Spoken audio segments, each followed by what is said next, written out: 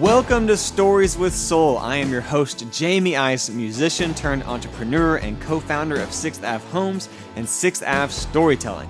Over the past 10 years, I have launched multiple successful businesses and have become obsessed with all things entrepreneurship and marketing. I've been on a personal quest to unpack what it takes to make and grow a great brand. One thing that I've discovered is that stories are powerful and that storytelling has the power to set a brand apart. Join me as I dive into the stories of the heavy-hitting leaders, entrepreneurs, artists, and business owners in our community to hear their biggest wins, greatest losses, and their best business secrets. There's a story behind every great brand. Welcome to Stories with Soul.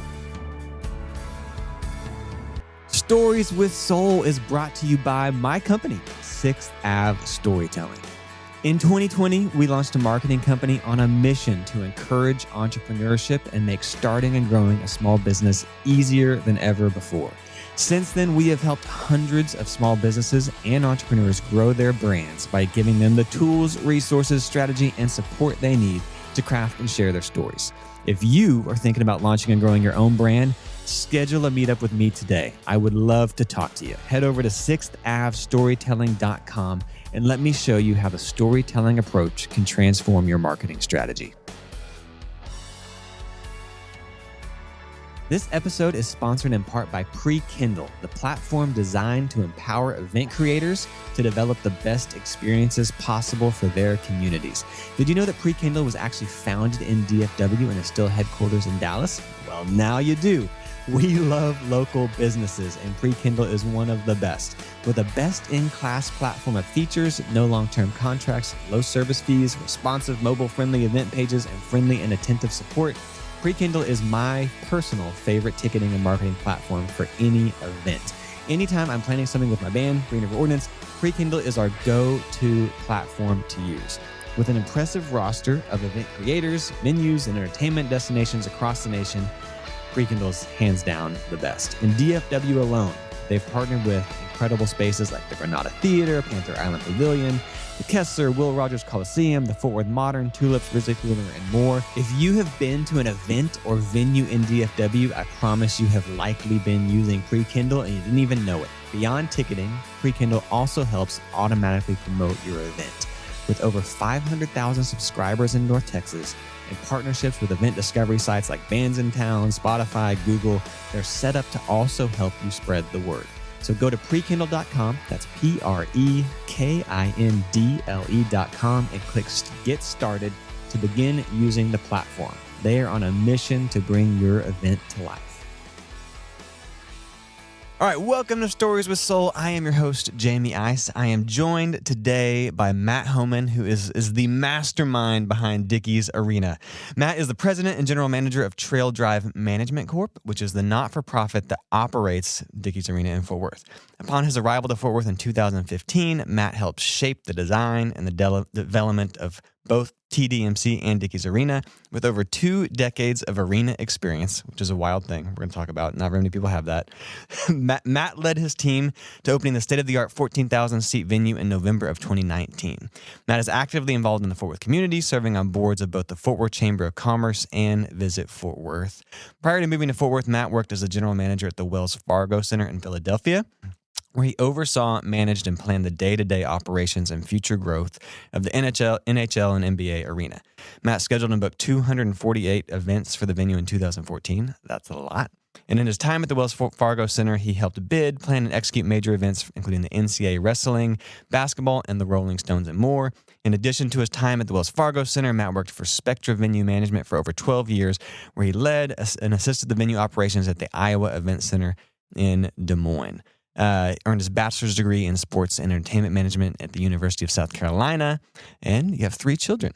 So, Matt, welcome to the podcast. Thanks for having me. Excited to be here. Yeah. So here's what's kind of crazy to me, and why I'm like so excited to have this conversation is you do something that very, very, very, very few people do. Like, do you know how many arenas there are in the United States? Oh, no. Like off the top of your head, you have like no. I mean, couple hundred. Couple hundred max. Yeah. Because I should have like Googled this, but I was trying to do the mental math. I'm like, most major cities have them. Small cities do not have them. And so to be a guy that runs an arena, it's like that's more exclusive than like the NBA or the PGA or like in the NFL. Yeah, it is. The downside is there's not multiple in every city, so it's not like a bank. So No. that's the downside is that in opportunities for growth and things that you might have to move to a different one, and so that is the downside of the business sometimes. But there's no like, so one, there's like a small Rolodex of people you can even call. Hey, I got a problem. I have like, there's 200 people in the country that do what and there's also no playbook for it. That is absolutely correct. There's no playbook. So how did you it's kind of like being the governor, it's like there's 50 of them. Like it's such a random job and a job that's cool. It's interesting. You're juggling a lot. There's a lot of, it's different every night. But like, how did you, can you take me back? Like, how did you get into this and how did you like, this is what I want to do? How'd you find this niche? Well, I was fortunate. I grew up a little bit in the industry. My dad was a vice president for Ticketmaster for many years. Of like all of Ticketmaster? Yeah. So, Ticketmaster, when it was locally owned and then corporately, it went to corporate and then back to local and then back to corporate. So, but yeah, so he was a vice president in Philadelphia, started Ticketmaster when Ticketron was the ticketing system in the early 90s, or late 80s. I kind of remember Ticketron. Ticketron was the original ticketing system, and then it went to Ticketmaster. Okay. And my dad started Ticketmaster as a local group there in Philadelphia that was owned by the Mr. Ed Snyder, which was the owner of the Philadelphia Flyers at the time. So he helped start Ticketmaster? In Philadelphia, in yes. Philly, The okay. branch in Philadelphia, yes. So you grew up in Philly? Yep, I grew up in Philly. My dad actually started working at the Spectrum in the box office. He was the box office manager to start. So when I was a kid, I would go down to. So you were going to the games? Every event I could. I mean, I loved the events. And that was always fun to me, whether it was monster trucks or whether it was a concert or a basketball, Sixers or a Flyers game. Mm-hmm. Everything I went to, I just embraced and I loved it. And it wasn't always, for me, it wasn't always about the event. It was about everything else that was going on. This experience. Yeah, the experience. When you drove into the event, when you walked into the doors, when you went and bought popcorn or pretzel or a cheesesteak in Philadelphia. All of those things, like the interactions. That's what kind of blew my mind. And then that was just a part of your childhood. You were just going on. Yeah, just going and walking backstage. You got to go backstage. And seeing the production start to get built up. And then walking down that old corridor at the Spectrum and you'd just walk into people and you'd walk, as a kid, I was into WWF wrestling, which it was at the time. Yeah. You'd walk by and see Hulk Hogan and you'd be like, oh man, that's amazing right there, And was your dad like introducing you to? Yeah, when he could, he'd introduce me to the promoter, and I'm like, 8-year-old kid, and then the promoter would be like, hey, come meet so and so, so there was a lot of interaction with that. And what in his role, what exactly was he doing? He was just the box office manager at that time, and actually my mom worked at the box office. That's where they met. Okay. In so Philadelphia. You literally grew up in an arena. Yes, I really did. So to be one of those 200 people that manage an arena, that helps to go.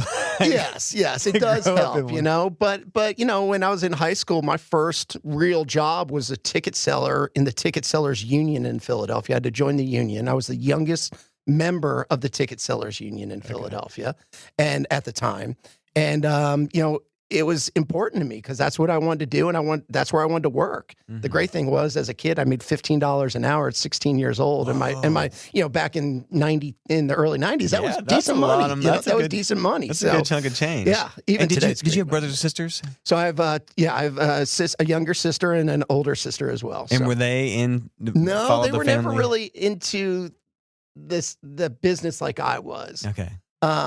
And I just kind of loved it, because I knew at a young age it was something different every day. You nailed it earlier. I mean, one day you're doing Disney on Ice, the next day you're doing a concert, the next day you're doing a hockey game or a basketball game, or you're bringing in rodeo dirt. Yeah, and now I'm bringing in rodeo dirt, and then and last year, going from the PBR World Finals to Paul McCartney back to the PBR World Finals in a day, that was amazing. So yeah, it was something fun for me, and then started to learn the business. So as a as a kid though, so one, I like the excitement. I like being around here. This is I'm making some cash. Was there a moment where it was like I know I want to do this? Like when you write down, what do you want to be? Was it I want to do what my dad does? Is it? This episode is brought to you by my good friends at Visit Fort Worth. Visit Fort Worth is the official destination marketing organization of the 13th largest city, and I would say the greatest city in the United States, dedicated to promoting Fort Worth as a premier business and leisure destination with thriving centers of creativity, culture, and commerce. Visit Fort Worth is the parent organization of the Fort Worth Herd, the Fort Worth Film Commission, Fort Worth Sports Commission, Visita Fort Worth, and Music Initiative Here Fort Worth. They are doing a lot of amazing things. For more information on Visit Fort Worth, head over to visitfortworth.com and follow them on social at Visit Fort Worth. This episode of Stories with Soul is brought to you by TCU Neely Institute for Entrepreneurship and Innovation. They're ranked as one of the top entrepreneurship programs in the country, and they live by the Neely promise to unleash human potential with leadership at the core and innovation in our spirit. The Institute has recently launched the Horned Frog Investment Network, which leverages the expertise and experience of entrepreneurs, business leaders, and investment professionals. They source, evaluate, and invest in the next generation of innovators. Crazy cool. And as an entrepreneur myself, I know the importance of finding great help. It can truly make or break your business. Luckily, as Fort Worth entrepreneurs, we have access to some of the top up-and-coming minds in the nation. If you're a business looking for talented students and interns, visit the Neely School of Business website to learn more about the Entrepreneurial Intern Scholars Program. They're actively looking for placements for their incredible students. They're doing amazing things, and it's exciting to see the next generation of entrepreneurs grow and flourish right here in our city. Are you a small business owner or an entrepreneur? Do you do marketing for a small business? If so, I have something that I want to give you, and it's totally for free. We've put together a free resource at 6appstorytelling.com/download, and it's the secrets, it's the tips, it's the tricks, it's the tools of the trade. It's literally everything we do at 6app Storytelling to help small businesses grow. Go download it today at 6appstorytelling.com/download. I wanted to get in, my dad was more on the ticketing side, and I knew I wanted to run an arena. Like that was my goal. Was from an early age? Yes. How old were you when you said that? Probably, I don't know, I was probably 13 or 14. I think that I just kind of knew, like, that's what I want to do. You called it at 13. Yeah, I want to run an arena. And what I wanted to do was run the arena where the Philadelphia Flyers and 76ers played. You did it? Yeah, I did. And I did for 5 years. And it was, at the time, that was my, that was kind of my career goal. That was it. That was the thing for me that was like, wow, I'm running the building that I grew up going to. I mean, it was. I kind of got goosebumps just like thinking about it. It was kind of weird too, because like when I first came back to Philadelphia, I mean, half the people that worked there knew me when I was a kid.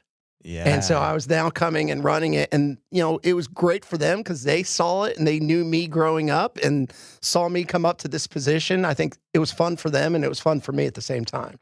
That is crazy cool. I mean, it's crazy, and it's crazy cool that at 13 you were like, "This is what I want to do," and here you are.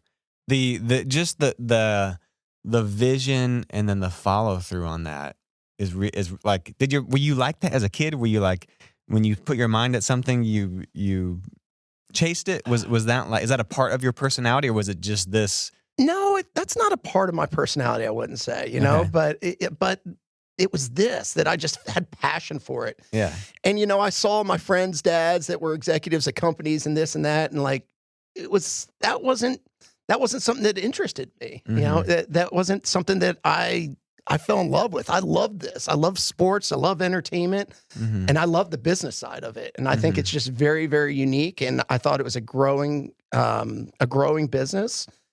And it is, now, when we have interns and things like that, they come in and, the first thing they say, I want to be the GM of the Yankees. I'm like, well, there's only one Yankee team and there's only one GM, and it's very hard, in this growing business. But but you got to work your way to get to that. And that's a good aspiration there. So you went to college and you studied sports and entertainment? Because there's no college for running the Philadelphia arena. No. So sport and entertainment management was an up and coming, when I was in high school, it was an up and coming, profession. There were really 3 colleges in the United States that had it: Ohio University, the University of Massachusetts, and the University of South Carolina had just started it.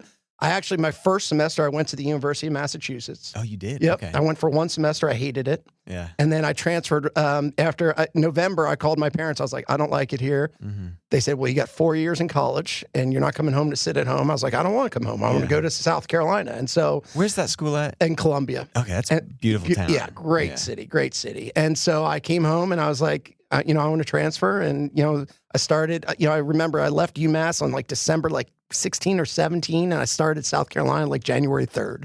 Wow. My parents dropped me off and said, you got 4 years, get it done. So, and the rest is history. But it was an up and coming program. Now I sit on an advisory board for them. It's something that's really growing, that university, and that, because now kids see that and they say, oh, sport and entertainment, I want to go do that. Yeah. And so it's now such a big program. But the problem is, like we said, it's a very small world, and to start getting involved in those jobs makes it a little bit tougher for those kids. You got to be nowadays. good. Yeah. You got to be really good, and you got to stand out.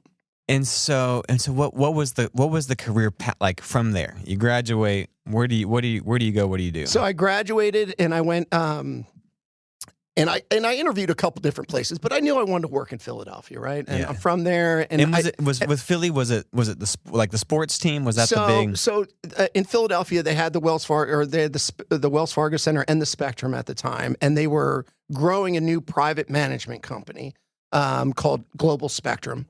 And I knew they were starting this company, and I knew they were going to be a big player in the sport and entertainment industry, which they were, and they still are. That company, who it is today, it still is, but I knew I wanted to go work for these people, this group, and I thought, because I really thought it was going somewhere. So I went there. I wanted to, get a job, and they offered me a job in group sales, and I'm like, I don't want to sell. I hate selling. I don't want to call someone up and ask them to buy 40 tickets for Disney on Ice or the Sixers or anything like that.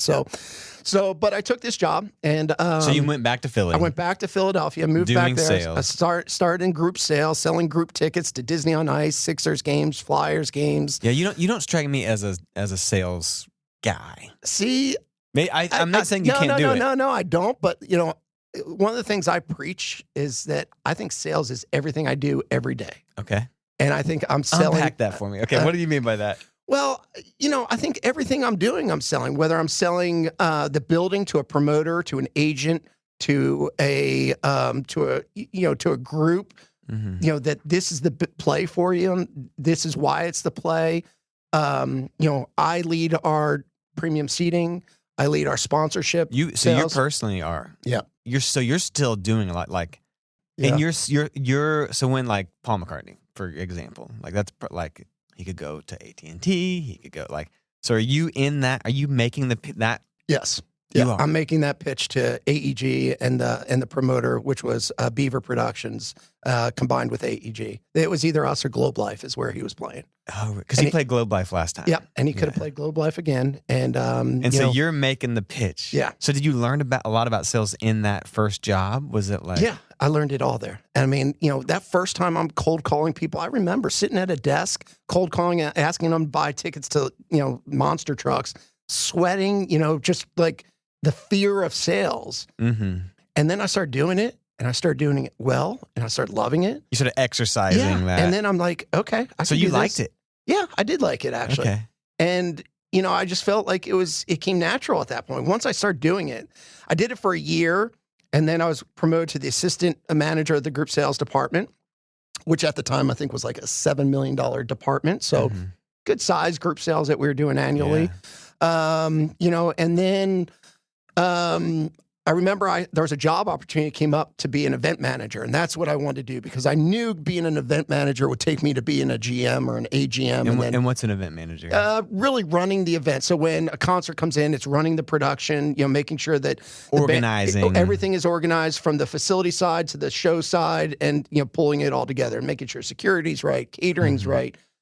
everything in the facility. You are the lead manager of the event that day. And I did that's what I wanted to do. And I went for this job offer and I didn't get it. And I was blown away that I didn't get it.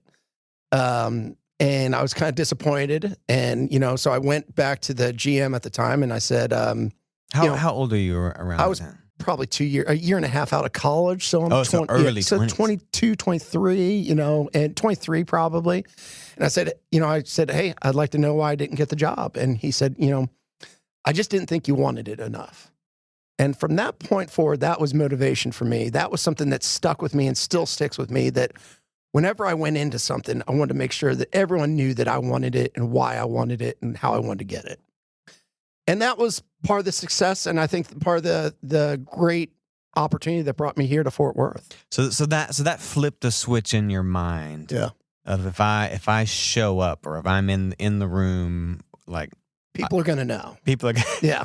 So I think that, like, I made the comment earlier, like, you don't strike me as a salesperson, but like, and I think what I mean by that is that when I think of salespeople, a lot of times I think of like these just loud kind of personalities, maybe. Yeah. You do strike me as, if Matt wants something, he's going to get it. He's going to make it happen. You, like, very, very driven and. Yes, and that's exactly right. I am driven like that, and I will make it happen. Yeah, and, I'm like, you better get out of his way. Well, I don't know about that, but it is something that's very important to me. And like, I tell people, when make your intentions known now, and that's a great. Yeah, is that like just a part of your philosophy and like way, like, yeah. So if make people know that you want it. Yeah, make people know that you want it. Let them know what you want and go after it. Yeah. And, and I love that. And a little bit, don't stop until you get it, right? I mean, you gotta be driven for that. And so that's really important to me. So you got rejected. You told them that you learned this life lesson, and then. So then my career kind of takes, so then a couple months later, I back in sales. I go back in sales. Sixers are in the NBA finals. Flyers are, they're playing the Lakers in the NBA finals. The Flyers are, in the conference finals. I'm selling great. I'm making great money as 2 years out of college. I'm loving life. And then they give me this job offer. The same company gives me a job offer to go to our building in Trenton, New Jersey, to be an event manager. And I had to take a pay cut to do it, like half my salary. Yeah, and you're in Trenton. Yeah, and I'm in Trenton, which is not America's greatest city, but it was a great learning experience for me. But you're getting to do the job you wanted. Yeah, and I didn't have to move. I just got married with my wife. We lived outside Philadelphia. I could make the commute, which was like 50 minutes. It was kind of a grind, so I did that for a year. And then I saw that our company was just awarded the management contract to open and then run the new arena in Columbia, South Carolina.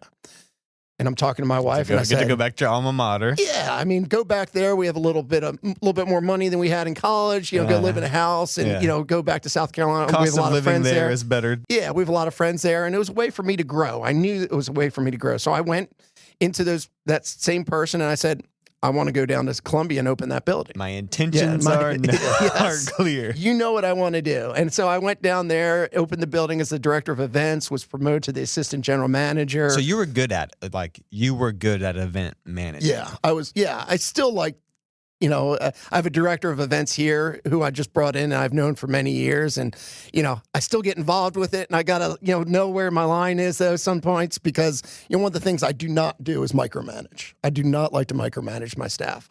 I like to hire good people, put them in good positions and opportunities for success, and let them go. And that's really important to me. So I kind of watch those lines every now and then. They know I'll give my opinions, but I definitely don't get too involved. How is, like, we're going to take a detour. Like with that, not micromanaging, like, is there a rhythm or a structure or or a system by which you're like, here's what I want you to do. Here's your parameters, because not micromanaging is hard. I have a hard time not swooping in, and because sometimes I don't care about anything, and then I care really specifically about certain things. I do that from time to time. But do you can you just unpack your leadership strategy? Well, I think it's about, like I said, it's about putting people in jobs and opportunities to be successful and letting them do what they can do. And so, I hold meetings with all my top staff, weekly meetings. I think that's really important. I get updates, because one of my other famous things I say is surprises suck, especially in the event business, they do. I mean, because no one likes surprises. So we like to be very detailed. So they do a great job, and they've known me, that they do a great job in keeping me in the loop of things that so nothing surprises me. And I think that's what's really good. They manage expectations. Yeah. And all of my leaders, all the people, my directors and vice presidents that work for me right now, I mean, out of the, 6 of them, let's say, 5 of them have worked with me for over 5 years. Okay. So we have a good rapport together. So your leadership team is approximately 6 people? Yeah, 5 or 6 people. And that weekly meeting is with those 5 or 6 people. And what's the structure of that? Like, what is? Let's come in, let's talk. And let's talk about the problems. Let's talk about what's going on. Let's talk about the upcoming weeks. Let's talk about what our struggles are, both with staffing, internal struggles that we're having, whatever they may be, chef isn't getting along with the, catering department maybe, or that, marketing's not getting along with the event department and they're not getting information collaborating. And we talk through all those things together. And it's also talking about where we want to take the company. What are our goals for the organization? One of the great things about this company that I'm the president of now is that we're a 501c3 not-for-profit.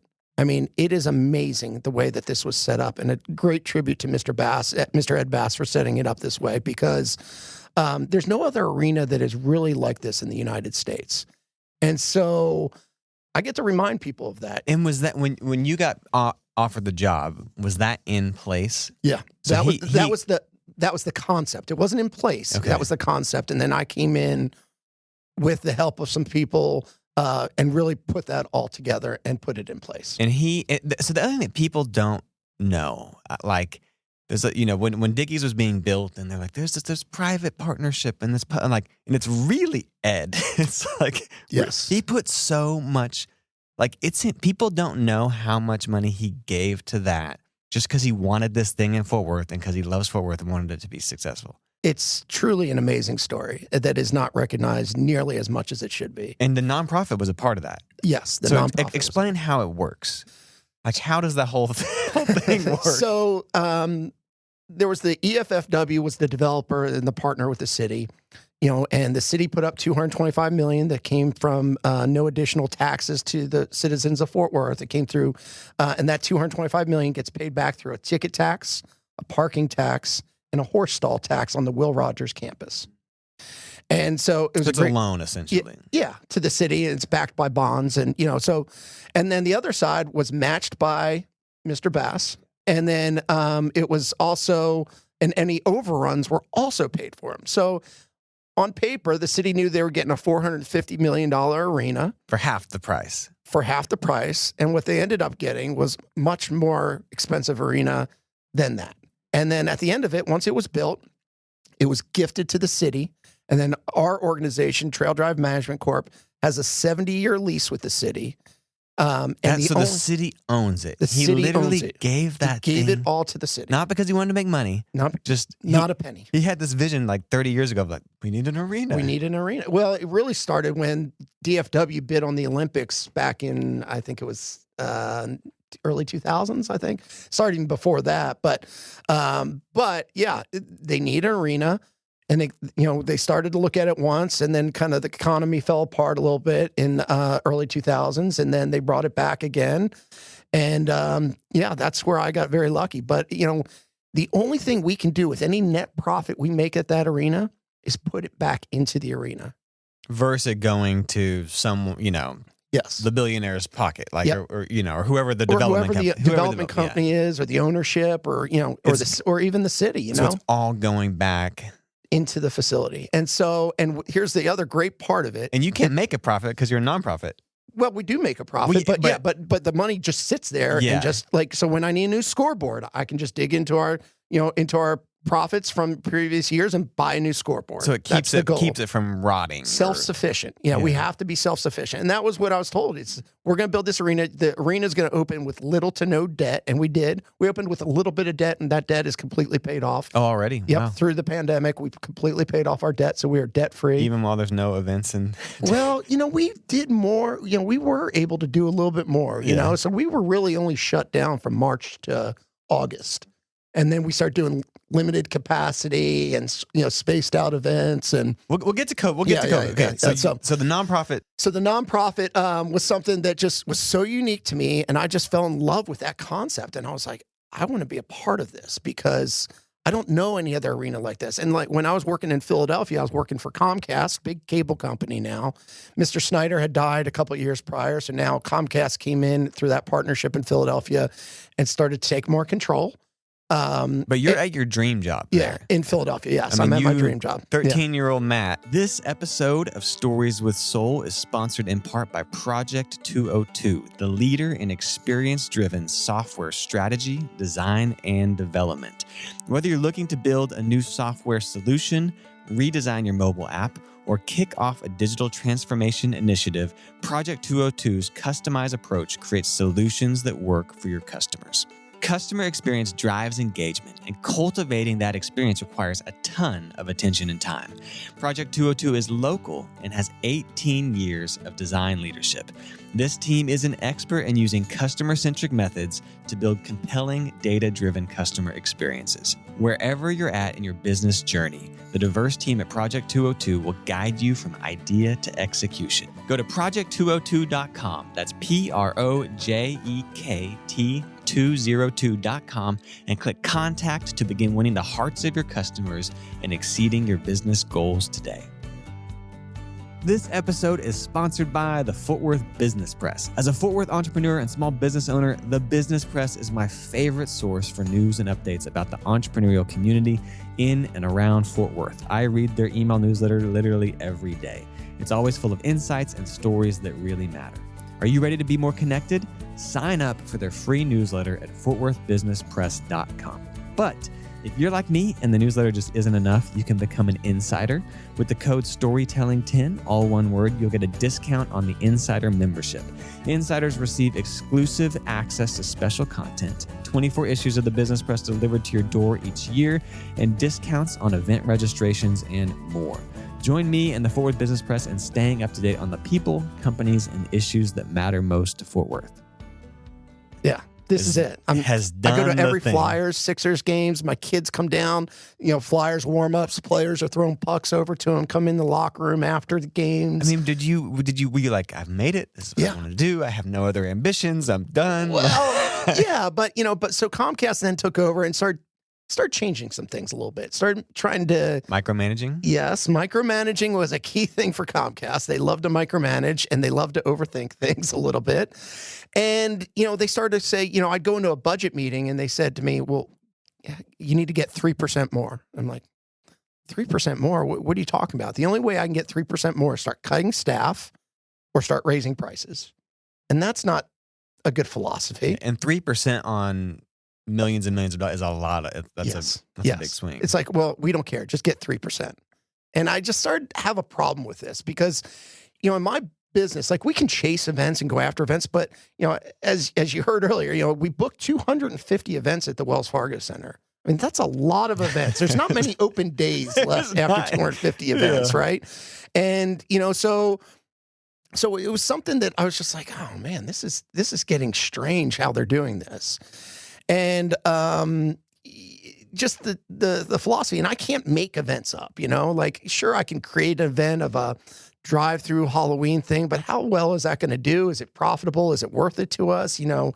So it started to train. My mind started to be like, man, this isn't what it was. And how long had you been doing that? In Philadelphia, I'd been doing it I was probably 4.5 years. 4.5 years. Yeah, because I was there total about 5.5 years. So you went to South Carolina, and then you went to Des Moines afterwards. So I went to South Carolina. I'm sorry. Then I went to Des Moines, Iowa. Ran the Iowa Event Center, which was pretty cool. I've been there a couple of times. Have you? I think I saw Keith Urban there, and then Taylor Swift. Yep. There. Yeah, Taylor Swift was there. Maybe Journey. Yeah, I think. For some reason, in Iowa, we always had like a day off, and then our agent would like get it like. Yeah.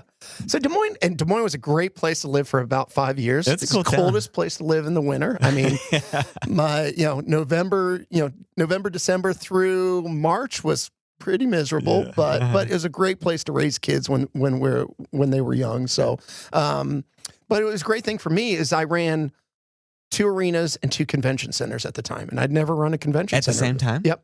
Because there was 4 buildings there at one point. Now now it's down to 2 buildings, but at the time there was 4 buildings there. One of them was the old Vets Coliseum. Okay. And I'll tell you, can I tell a quick funny story about that? Shoot. So Vets Coliseum, we did Ozzy Osbourne in Vets. So we had in Des Moines, state tournaments were huge. So we'd have the state wrestling tournaments, boys basketball tournament, girls basketball tournament for 3 weeks straight. We'd do 300,000 people. It would be a lot of people in 3 weeks.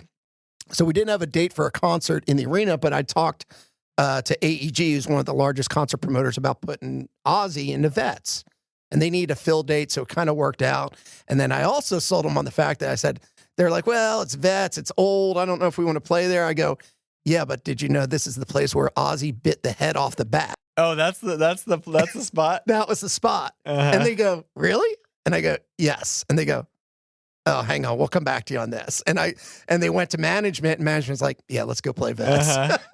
And so when Ozzy was there, we went into the dressing room, was talking to him and said, Ozzy, do you remember this is where you did it? And he looked out and he goes, oh, I thought it looked a little familiar. And I was like, that was great. It's just awesome. Ozzy kind of stumbling out and like looking up there, and it was pretty funny though. Yeah. So yeah, that was a great funny story though. Dude, that's good. So you in Iowa. So in Iowa, ran that for about 5 years. And then this opportunity came. They called me and said, we want you to come run the Wells Fargo Center. And I was like, the dream job, the bucket list. Yes. And I was like, and I went home and I told my wife, I was like, we're going back home. We're going to Philadelphia. My mom still lived there. My family has a beach house in New Jersey, which is an hour away, which is great. The kids can go to the beach all the time. It's like, perfect. We're done moving. We'd moved 3 times. Like, this is it. Kids can settle in and we're good. But then it got bought, or Comcast came in. So then Comcast came in, and then this opportunity came up, and I was contacted by a local recruiter here in Fort Worth. Because there's only like 200 of these guys that know how to run an arena. So you're on a short list. Yeah, the true story is, so 2 guys that I knew who used to work for our company started their own management company and was just trying to hustle different arenas and up-and-coming arenas. And this was one of them here in Fort Worth, and they got to some people at EFFW, and EFFW said, listen, we're not going to be a management company. We're going to be a not-for-profit. Our minds are made up on that. But we are looking for someone to help, run it. We'd like someone that's run big markets, small markets, understands it, and can go get events and kind of, really get ingrained in the community and be a part of Fort Worth, because that's what Fort Worth is. And they said, well, we know a guy, he runs Philadelphia, but, he's probably not interested. That's where he's from, and blah, blah, blah. And so they called me, and I went home, and I was talking to my wife, and I said, look, I got to chase this a little bit. This is kind of unique. I don't know what direction Comcast is going with all this. It was unique because of the nonprofit. The nonprofit, yeah, the nonprofit side. And when you heard Fort Worth, Texas, was that like being from Philly? I'm assuming that's like, that sounds like a stretch. Well, I'd actually been here before, and my wife's brother lives in Dallas. Okay, and so she'd been here before, and so we'd been to Fort Worth. So yeah, so I was like, and I was looking at comparisons. I was like, Fort Worth's growing and doesn't have another arena. And you look at these other major markets, like look at LA and Anaheim. There's 2 separate worlds out there, right? Even New York, Long Island and Belmont, or Long Island and Madison Square Garden, really, 2 separate worlds out there. So I was like, there's something there. And so I did an interview They asked me to do an interview. I did an interview in this law office, that I'd never done before, like a virtual interview, which I was like, wow. Okay, so video. So you didn't come video down. interview. And I was like, wow, this is kind of strange, And, and then they called me a couple weeks later and said, we'd like you to come down. We'd like to schedule you to come down for an in-person interview. And I said, so I went home, told my wife, and I was like, she's like, well, that's great news, but I'm not moving. Oh, she said that? Yeah. How old were the kids at this time? So when they moved here, so they were in fourth grade, second grade, and pre-K. Okay, so elementary. So still not, they're not in high, they're not that settled in. So came down, I interviewed, and I was like, my wife's name's Paige. I said, Paige, this is amazing. This is going to be the nicest arena in the United States. It's going to be a not-for-profit. And I was like, I think I can do something here. Like, I think I can make this special, and I think I can build something here that would be, almost like a legacy project for myself. Yeah, I was like, and the other piece of it is, that's the running side. The other piece is that there's two other pieces, really. One is that I get to be involved in some of the design. So so when I say design, like I did not get into the structural design of the roof and the things that, but the way it flows, the backstage, and the seating systems. You know that better than anybody. Yeah, and the operation system, there's the scoreboards. Because they hadn't broken ground. Nope. They hadn't. We hadn't even broken ground on the garage. And most people didn't even know about. Did they know about it then? I guess they kind of did. It was. There was it passed the bond vote. So yeah, I think they knew it was coming, but I don't think anyone thought they knew what it would do. I think it was just going to be the new home of the rodeo. Yeah, I don't think anybody thought it would be. Pat Green has told me multiple times, he goes, Homan, I didn't think it would ever happen and you could ever do it, but you're doing it, bud. You're crushing it. So he said that to me about 3 weeks ago. And so I was like, I know, Pat, it's great, But anyway, so that was one piece. But the other piece was, I was a guy that was working probably 240 out of those 265 events at Wells Fargo Center. Every night. And I had little kids, and I said to my wife, I said, here's an opportunity for the next 3 years. I can be there for all my kids' stuff. I don't have to miss anything. I can do dinner. Yes, I'm going to, it'll get back to that in the events world, but, it's going to happen when they're older. And, and so that was a unique thing, a unique piece to it as well that I think was better for my home life, right? And because it was a grind. I mean, in Philadelphia, for instance, we would have events and I'd work a Sixers game till 11 o'clock at night. And then I'd be at work the next morning by 7 and we'd play ice hockey in the morning. And we'd play, when the hockey, before a Flyers game, we'd play in the morning. We called ourselves the 715ers. Oh, you were playing hockey. Yeah, I'd play. Yeah, no, I'd play. No, I would be playing hockey. You were okay. So I'd wake up and go play hockey, and that was life, And then I'd do it again that night, watch the Flyers game, and the only time I'd see my kids would be if they came to an event or if something happened at school during the day. I could sneak off and go see them, but it was rare that I was home for dinner and homework and stuff. That's a grind. Yeah, and it was. So you're a hockey guy? I love hockey, yeah. Do you get to play here at all? No, I don't skate. My youngest son still plays. So is he playing? Yeah, he's playing. So both my sons played, and my youngest is still playing. He actually is playing JV hockey for high school, for Grapevine Colleyville High School. Oh, they have a hockey team? Yeah, they have a hockey team. Yeah, so that's cool. Yeah, so it's fun. So you pitched Paige on it. Yep. So I pitched her on it. I said, I'm going to be home for dinner. Yes. And she said, okay. She goes, I understand. And she goes, I'm all in. And, I sold her on the idea. And I said, like, this is going to be good for us. It's going to be good for our family. Like, it's going to be a better spot. So, and I said, look, we can't keep doing this. The one thing I didn't want to do is like, I don't want to, the conversation we'd have, in bed at night was, I don't want to screw up our kids. I don't want them to think we're like gypsies and we move every 5 years, because that's not what I want to do. And she said, well, listen, if we do this, whatever happens, we stick with this, and the kids can go through high school and we'll be fine. And I said, I agree. And so, were you feeling burnt out? I mean, you were, the schedule sounded daunting. Were you feeling the weight of? Burnout is something that does happen in our industry. And, I get burnt out for like a day, and, maybe a day, there's I'm not gonna lie, a day, after the rodeo's over for 23 days straight, that Monday morning, I'll probably sleep in a little bit, or that Sunday morning, I'll sleep in a little bit. And I like my sleep when I do that. Next day, I might sleep in. So I don't get burnt out for where just like I don't want to do this anymore. I might get a day where I'm like, I'm tired and I need to sleep, and I'm gonna take my time before I go into work today, and that's fine. But I encourage that to all my staff too, because I don't want to burn them out. And so it's very important to me at this facility that staff has a good balance between work and life. That's extremely important to me right now. And I lead by it, like I try not to miss almost any of my kids' activities, sports, school, whatever it is. It's great now because I live in Fort Worth. I'm 7 minutes from their school. I'm, 5 minutes from home or 10 minutes from home. And so I can do those things. And I have a great team, and I teach them the same thing. Look, you guys need to do these things as well. And so that's really important. Because they show up, you show up, you do your best work when you're feeling in a mentally good place. When you're absolutely, like you're going to work better when you're all the other things are in place and you're healthy. And yes, and it just leads to a better life, and it's a strenuous life because our events don't start until 7 o'clock. Doors open at 6. But people are there loading in and doing all the stuff at it starts at 6 a.m. sometimes, yeah. but on a concert night, no one's out the door. The parking lots aren't clear at 11:35. Like that's. So, but your comment about I get burnt out, I'm tired for it. Like you are a high capacity person. Like, you probably get anxious if you're not. Yeah, I get bored quickly. Yes, I get very bored quickly. Like if I'm not doing something, you're like a doing something different. You need to run. I joke with this, but I don't like it when my calendar, like I don't have anything listed on my calendar.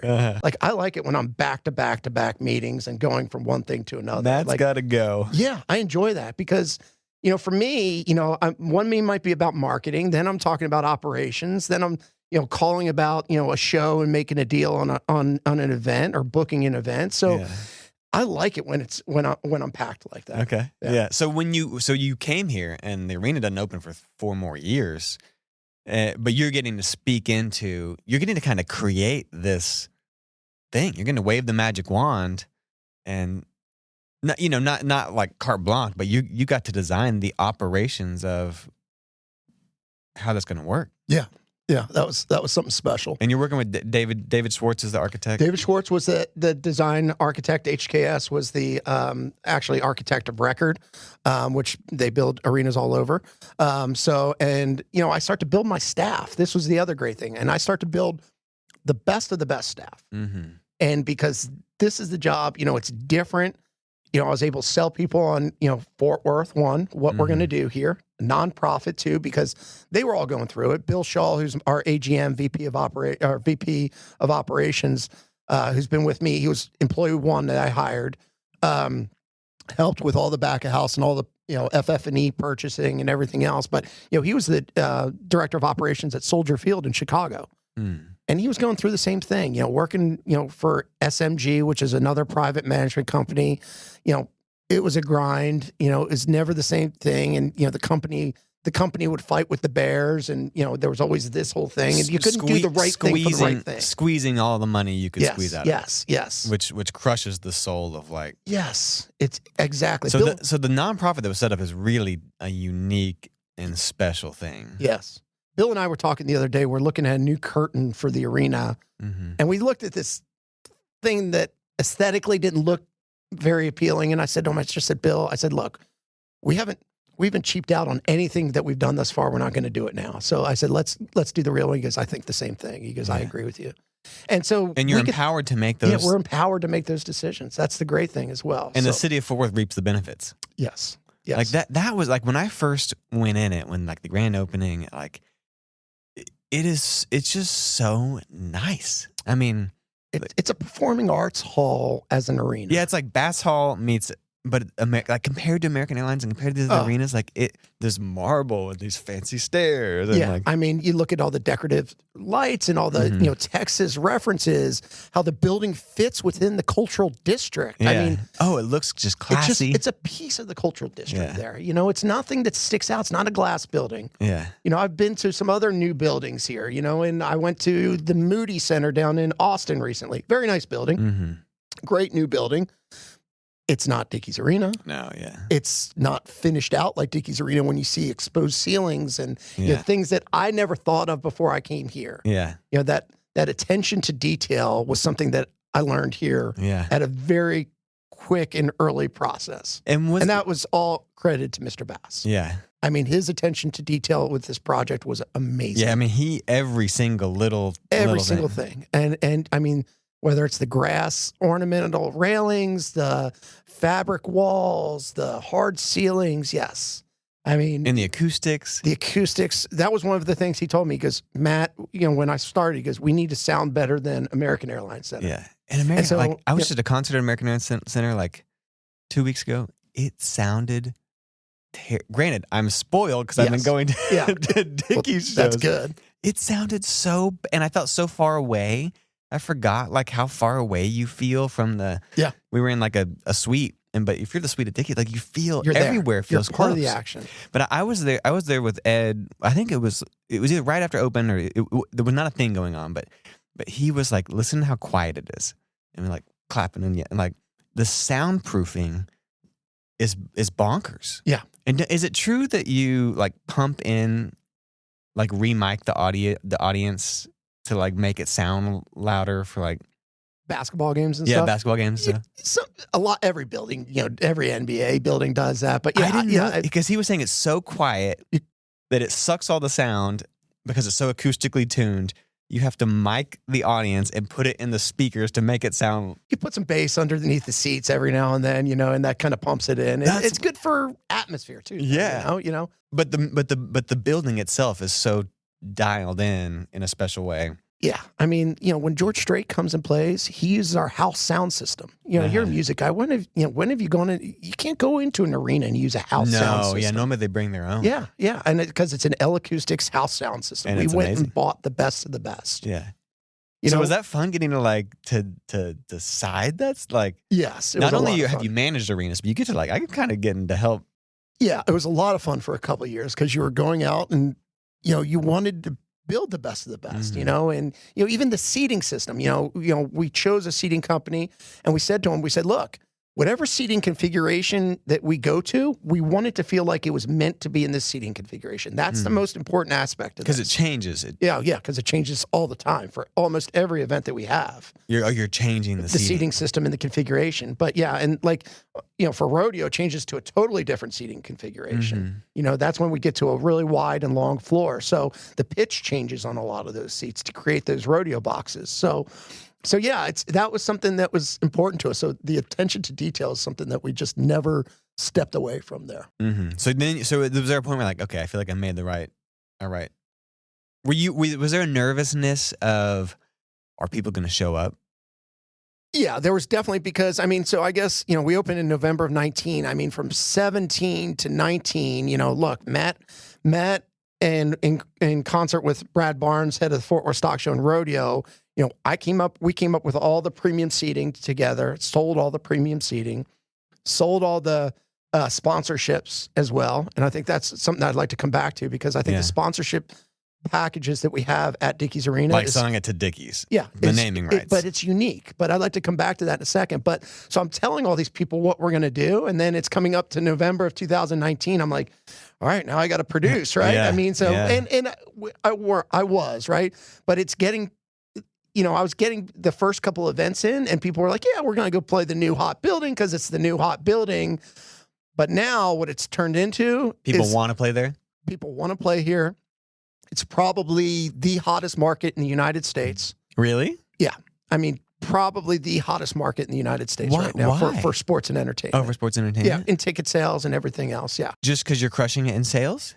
Yeah, because we're crushing it in sales. I think the promoters are realizing that it's a new market for them, that it isn't Dallas. You can play both Dallas and Fort Worth, which was something that I was saying you could do, but wasn't able to prove it. Yeah. I mean, next week, Post Malone's playing Dallas, American Airlines Center sold out, and Dickies Arena sold out. You know, he's doing, and there's not like a radius. No radius. Radius clauses are kind of going away now. You know, really? which is for the arena acts. Yeah. Because I mean, they're doing it all over. You know, they'll play Anaheim in LA. They'll play, you know, 3 shows in New York City. You know, at 3 different venues. So yeah, it's starting. People are believing it, but the ticket sales aspect of the town supporting it is amazing. And it's not just coming, it's coming from everywhere where I thought it would be, which was really that 360 line, Highway 360 and west. And that's kind of our radius of where we're really drawing from. And it's local people that are buying. It's local people that are buying. But you didn't know that was going to be the case. I mean, I know a lot of people are spending. I thought it was going to be the case. You did? But you did? I did think it was going to be the case. But, I mean, it was also Matt taking an educated guess at it. Yeah, but you're in sales mode, and you're saying I'm pitching everyone. And, we sold out suites like that. We sold out all of our rodeo boxes. And suites are like $100,000, like you're like this. You can't see them yet. I can't tell you who's playing yet. But I promise people are going to come. And it's going to include all your tickets, all your parking. Yeah. That was the other thing is like we said, we're not going to come in and nickel and dime people for premium seating because that's not our goal. Our goal was, and I think hopefully by next year, I think this will happen, is that for the rodeo, all of our lower level will be sold out to premium seating. And I think that will be a great accomplishment when we do that. Yeah. All of our lower level will be sold out to premium seating for the rodeo. So that's cool. Which will be amazing. Yeah. Yeah. And then the whole concept of like the Avion Club, like this rest, like, is anybody else do that? Is that a thing anywhere else? Yes, it is. But I mean, when you go into these other arenas, sponsorship, and this is what I wanted to touch on. Sponsorship was something that, these other arenas just thrive on, and they're out there selling everything they can. They'll sell that, the floor space if they can, atrium takeovers with just, advertising on the floor. So where you you're walk walking into and it feels like a billboard. Yes. And I feel like that when I walk into, American Airlines Center. It's a big billboard everywhere. You see At Home dripping down at you. Yeah. I said, we're not going to do that. What we're going to do is less is more. We're going to get a couple founding partner sponsors. We're going to give them more than they could get anywhere else. And that's it. We're going to do it with locations, digital signage, and, activation for them. And let's make everyone happy. Make it taste. And we're going to ask for a little bit more money than someone else would. But we're not out there selling, $50,000, $100,000 sponsorships. We're asking for mid to large 6-figure sponsors. Yeah. And those are major sponsors for us and the Fort Worth Stock Show and Rodeo, because that was the other key point, is that the rodeo and us, we like to think of ourselves as like brother companies, right? Okay. I can't say sister companies because Brad Barnes would get very mad at that. We're brother companies, but so we went into this together and we just said less is more. As long as we're aligned together, they can't separate us, and it'll be beneficial for both the sponsor and for us long term. And we're seeing that right now, and we're definitely reaping those benefits. So, I'm not out there searching for a new sponsor. Even during the pandemic, we were able to, some of those sponsors actually renewed for multiple years afterwards, which is good. So we're into those long-term relationships. That's important to us, and we want to find the right fit. There's a certain brand right now that might be revitalizing, and and they said, well, you're just going to go pitch against me to my competitor. I said, I'm actually not. You either want this or you don't. And if you don't, I don't need you. I can go find the right company that's a right fit for us. That's right with the brand. That's right with our brand. That understands what we're trying to do and appreciates the fact of what we're trying to do. But, and again, going back to the nonprofit side and the no debt side and you have the ability to do that. You're not desperate. Like, correct. You're not desperate. What was it like that? Like, I just like going, and I'm trying to remember the first concert we went to. 21 Pilots? Yeah, I think it was 21 Pilots, and then the Black Keys was like the next Black week. Keys. The Black Keys was second. And then George Strait. Yep. And I was like, this is so... It just was so fun, and it was so close, and it was like, were you freaking out? Were you like geeking out? Like, what was going through your head in that? Oh, the first or were month you just stressed because they're... Yeah, the first month of opening an arena is stressful, right? It's lots of hours. Lots of things don't go right, we talk about it, like we plan as much as we could, but we knew things were going to go wrong, right? And we knew we were going to mess up some things. And so it was patience, right? And I think that was something that was really important to us. I mean, we had our nights, whether it be in the Avion Club and the North Club up there, where dinner service didn't go the way we wanted it to go. We certainly had those where, ticketing, entering lines were longer. Parking was, a little while to get out. Our goal every time is to clear that parking lot within 35 minutes after the show. That's I feel our like goal. it's fast. It really is now. Especially now, if you go there and you know where you want to get to, people can get out really easily. I'm not going to lie. I was very skeptical about traffic and parking. I was like, how are they going to pull this off on this little bitty Montgomery Street? But it's great. And it's parking is so easy and it's so close and it's not confusing. It's like you go to the Cowboy or, Globe Life for the Cowboys. I'm like, I don't know. It's just confusing and frustrating. And now I'm angry and I'm waiting in lines. And Dickies is like, you just pull up, you go right. There's all the parking. Yeah, it's easy to get in, easy to get out. But we wanted that. We wanted that customer experience because we want the guy from Keller to come down and be like, I'd much rather go to Dickies Arena than I would over at American Airlines Center. That's just a grind over there. And I've done it. You did it a couple weeks ago. And you go over there for a show. And you don't get home before midnight. No, at the best. I went to the Cotton Bowl. Oh. It took us like an hour and a half to get out, an hour and a half to get in. I went to the Cotton Bowl for the Winter Classic for the outdoor hockey game, right? And then I came home. I took my 2 boys. I came home and I said to my wife, I said, I'm never going back there again. Yeah, some cuss words were said. I said, I'm never going back to that venue again. My 2 boys, all they wanted was a water or a soda or something like that. And you could buy beer anywhere from the hawkers, but you couldn't buy a soda or a water. I was like, you had to go wait in a line of one concession stand that was like 60 deep. So then what I do last year, I went back to see the Rolling Stones at the Cotton Bowl. And after that, I said, really, this is my last time coming to the Cotton Bowl. Exactly. But in the hustle, like, was there a moment or a show or a concert or event where you like got to stop and you're like, just like, was there a moment of at Dickies Arena? Yeah, at Dickies of just like, do you have any of those moments in your head where you're like, this is pretty awesome? Yeah, and I mean, I probably that first year, that first year I was running around a lot, and so I probably didn't appreciate it like I could have. Mm-hmm. But I think this September a year ago when Clapton played, and that was like our first big back concert. Oh, okay, yeah. And he did a couple of rehearsal dates there. He did rehearsals there? Yeah, he did. Oh, that's cool. I walked out there and I was like, this is awesome. You got to see Clapton like in an empty room. Yep. Oh, talking to the guy. He was talking to his I think it was like his piano player. It wasn't his piano player. It was like his he had a big what do you have there? One of his instrumental guys, and he was talking to him, and the guy was like, I actually lived here for 5 years. And, they're just having conversation on stage. Oh, that's cool. Anyway, that was really neat. But when that building is full, when Clapton actually played and the building was full, I was like, we're back and this is good, and that was something to me. I was like, this is awesome, because you just weren't sure where it was going to go at that point. COVID. So after COVID, opened in November. Opened November of 19. And then shut down March of 2020. You got 6 years of your life to make this thing. We had a great first rodeo. Yeah. And then just shut down March of 2020. Down. And what's going through your mind? Oh, a lot. Just, oh shoot, where are we? What's going on?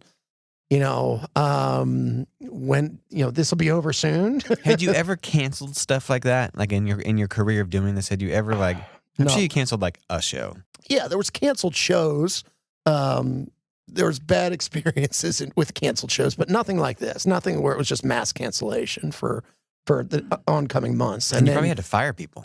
So again, the benefit of a not-for-profit is I actually went to our board and I said, look, I laid out a plan, said, because again, remember day one, the goal was you have to be self-sufficient. There's no city money coming back to you. The private side has done its share in building this facility. The private side's not doing anything back for this facility. So you need to be self-sufficient. So I went to my board. I said, look, arenas are furloughing, laying off people all over the country. I said, I'm not fully staffed right now. I don't want to lay anyone off. And here's my plan of how we can survive this. Wow. And how long did it take you to make that plan? Well, it was probably in summer of 2020. So I mean, it was probably a couple weeks. When you saw the writing on the wall, this is not stopping anytime soon. It was probably April or May, and I was like, all right, I need to come up with something here. So you came up with a plan, you presented it. Yep. And they said, yeah, we support it. And so they said, we think you got a good plan. So I'm not going to hire anyone. We're going to, events. It looked like we were going to start doing some small events in August, which we did. Start doing some more events. We were fortunate because of a nonprofit. We were able to get PPP loans So that was helped us. I'm sure your PPP loans were pretty giant. They weren't that big. Okay. I mean, they're but they were backed up. I mean, it was 7 figures, but just over 7 figures. Yeah. It wasn't like $3 million or anything But like that. PPP loans saved everybody. Yes, they did, absolutely. But I'll say this: even without the PPP loans, in each of our fiscal years, and our fiscal years, go from November 1 to October 31. So we're ending our fiscal right now. Each of our years, we've showed a profit even without the PPP loans.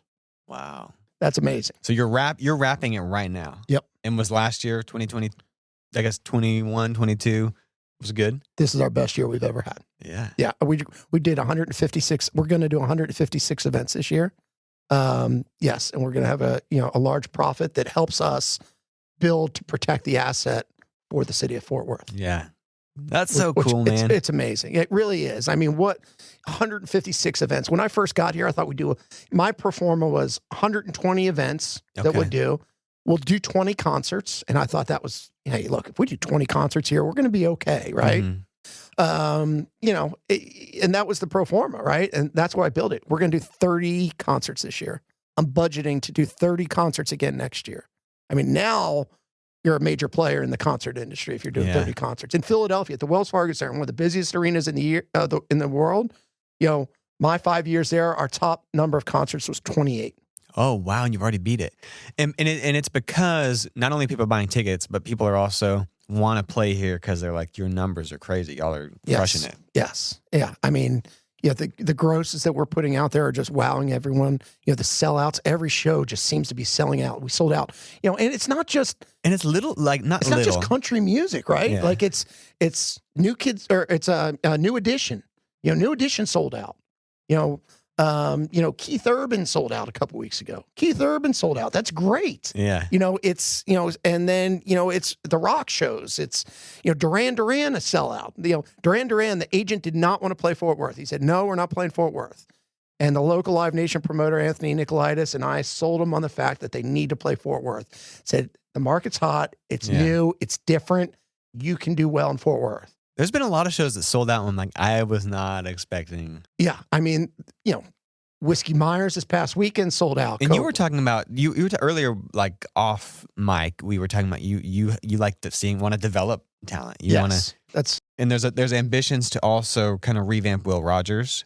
Yes, the Will Rogers, the auditorium. So I think there's ambitions to redo the arena as well and bring that up to a little bit more current. But what really interests me is that auditorium. Mm-hmm. And because now, what I see is that you're creating a market right here. Fort Worth doesn't have, or didn't have until about 2 weeks ago, a club, right? And now that Tanny Hills Tavern that Live Nation's a partner in is that club here in Fort Worth over at the Stockyards, which is great. Yeah. If we can redevelop, we've started to do some shows at the theater, at the Will Rogers Theater during the stock show. How big is that theater? 2,800 seats. Okay. At that theater during the stock show, we started doing some last year, or 3 years ago. In 2020, we came up with this concept. We did about 3 or 4 shows. Mm-hmm. Last year, we did 5 shows.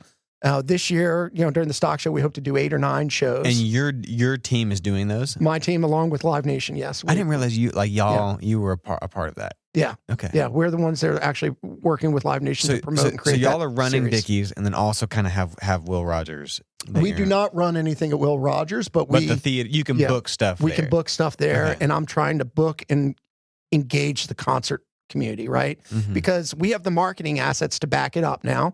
We have the databases and things that we can go out there and attack at people. We can help market it locally when people are at the arena. Yeah, and it's good for live music, right? Yeah. You want to take these bands and develop them. Mm-hmm. You want to take a band from the club to the theater to the arena. Yeah. And you're starting to see, these Texas red dirt country bands, which red dirt country to me 7 years ago was like, what is that? I don't know. Weird thing. But, you're starting to see these guys really develop. And I think Dickies Arena is launching them to another category right now. Because it was Co Wetzel's first arena. I think it was Parker's first arena. Parker was the first one on New Year's Eve. Okay. And remember, he played I think it was Dos Equis or Toyota Music Factory over in Irving. He played Toyota Music Factory 4 months before that, announced his New Year's Eve show that night, sold New Year's Eve out. Wow. Huge night for him. So now Parker's, done two big shows in the market within 4 months of each other. Wow. So that starts to show people right away that they are two separate markets, right? Yeah, that's interesting. So that's one.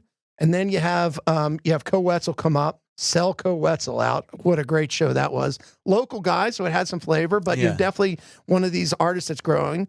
And then last weekend, Whiskey Myers. Mm-hmm. You know, I think there's a couple artists that'll start to, they're starting to pick up on this and that want to do it. This is a good first arena step because the city is so bought into it. They're gonna support. They love going. Like, let me remind you, Whiskey Myers sellout was the same night as Cody Johnson at Panther Pavilion. Oh wow! And that was, I think there was 10,000 people there at least. So you have those two shows sold out on top of each other. So part of your vision is getting to develop talent and bring, like, you want the big guys in, you want the Paul McCartneys, but you're also getting to kind of. Yeah, you want to see artists grow and, and they stay loyal to those places that help them grow and put them on the spot. Yeah. Another one, we did the UNT Health Science, event last year, which was their fundraiser. Zach Bryan was the opener.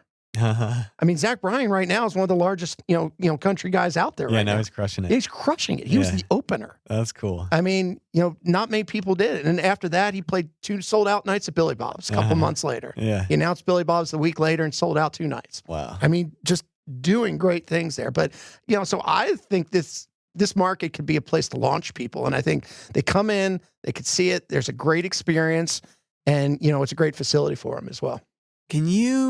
What is it like when you are, going back to the sales stuff earlier, like when you're pitching someone, when you're pitching Paul McCartney, come to Dickies, George Strait, what is the process like? Is it like, hey, there's a tour, submit a bid? Is it like, are you calling the manager? Like, walk me through a process of that. 90% of the time. Or a tournament, or 90% of the time I'm in the rental business with those groups, right? But it's relationships that I have. So rental business, what does that mean? So like the promoter will come in and just rent the building from us. Okay. So, but you're pitching that person. Yes, but that's who I'm pitching, or sometimes the management, or sometimes the agent. Sometimes it gets booked by the Live Nation, the AEG is the tour.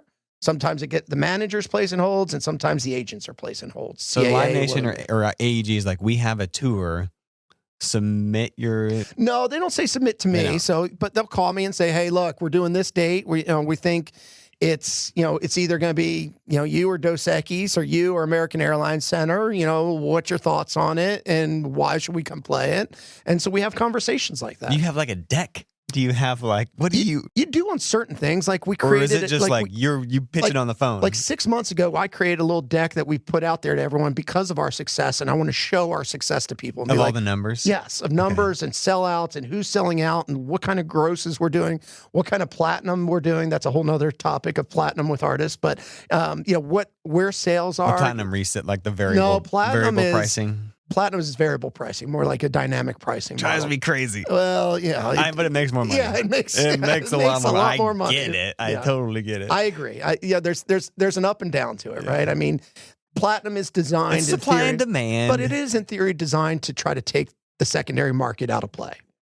So it is designed to get the artist the maximum value of what people are willing to pay. Yeah, exactly. Supply and demand. Yep. I get it. I get it. So all that makes sense. So you have here, like, our platinum numbers are great. Our sellouts are great. Our ticket numbers are better, than Dallas. Yeah. And then I show them I haven't shown them yet, but like Whiskey Myers sold out the same night as Cody Johnson did. Pitbull sold out the same night as they had a big Latin show over at American Airlines Center the same night. So like show them this data. I forgot Pitbull was just here. Yeah. Oh, by the way, that was probably the most energetic show we've ever had. Really? Oh yeah, it was. And I was like, okay, it's Pitbull. Was there like dancers and everything?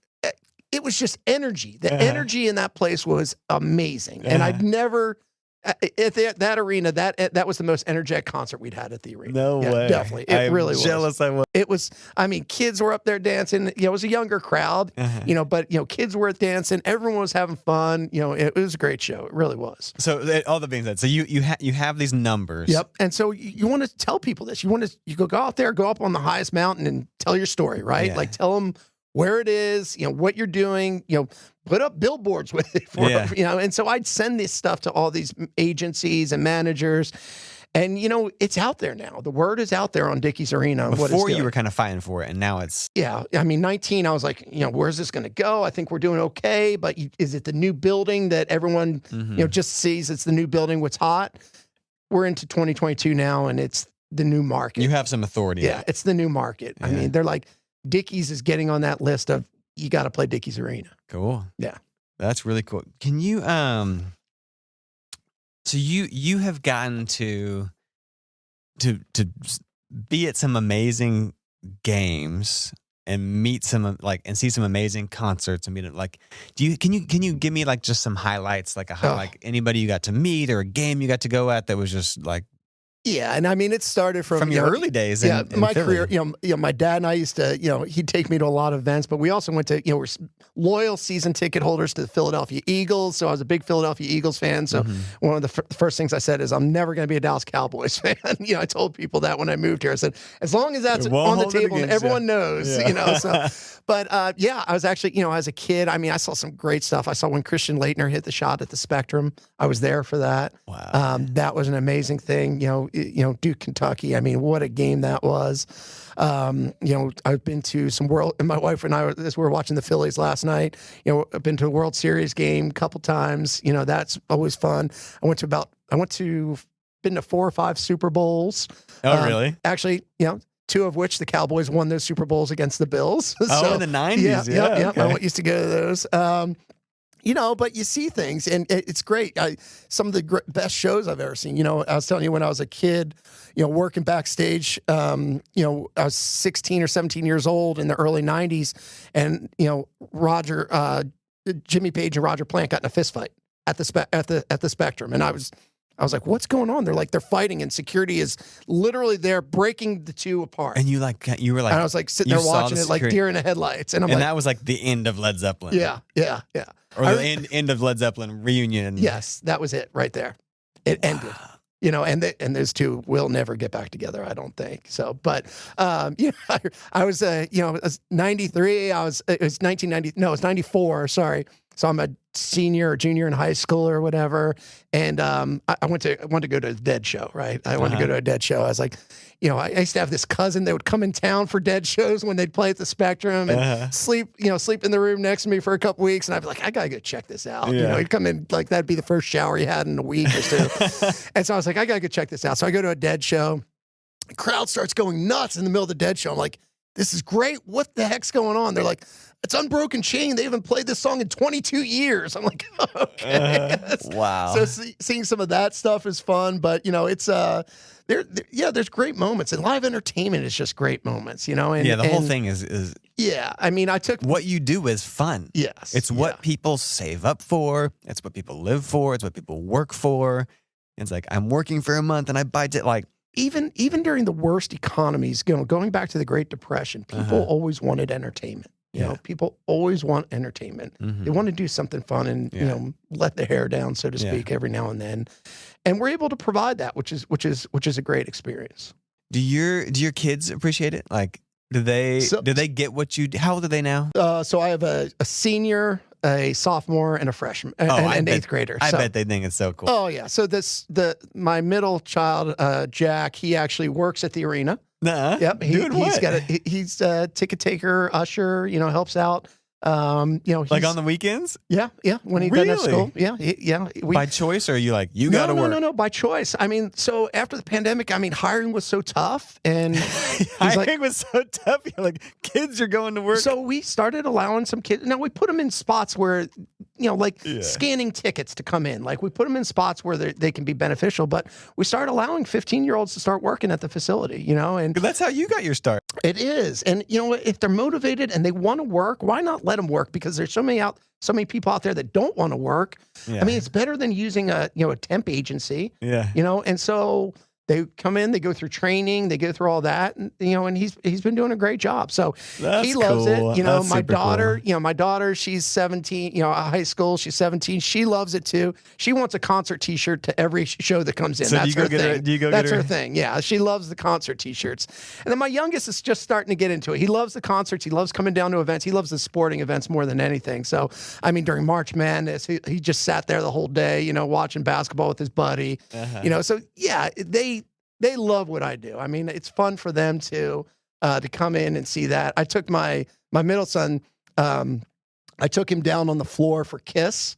Oh, you did? And he just stood there, because flames everywhere and Gene Simmons with the tongue going out. He's like, oh my God, he had never heard Kiss before. Yeah. He's like, that was amazing. He was like, that was amazing. That's gotta be cool. It is. It definitely is. They don't want to be there for every show, but they definitely want to see some of the fun ones, and they love it. And again, it's great now that they're older, and I don't have to worry about that. I don't see them before they go to bed. As your kids get older, they obviously might say goodbye to you. They might not in the morning, before they go to school, and they're driving.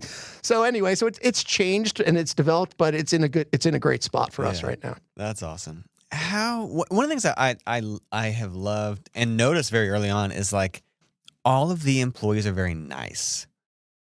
Do y'all do like literally like from the security people to the ticket people to literally the Dickies employees are all it's friendly. Oh, thank you for saying that. That is that means on purpose? That is means that on the world. purpose? Yeah, that means the world to me because that's the Dickies difference. That's what we preach and train our staff. Is that like a core value or something? Yep, it's a core value. The Dickies difference. Like when you go to American Airlines or just in a concert venue or an event, like the ballpark, like people are like, hey, come in, ushering you along, especially at Cowboy Stadium.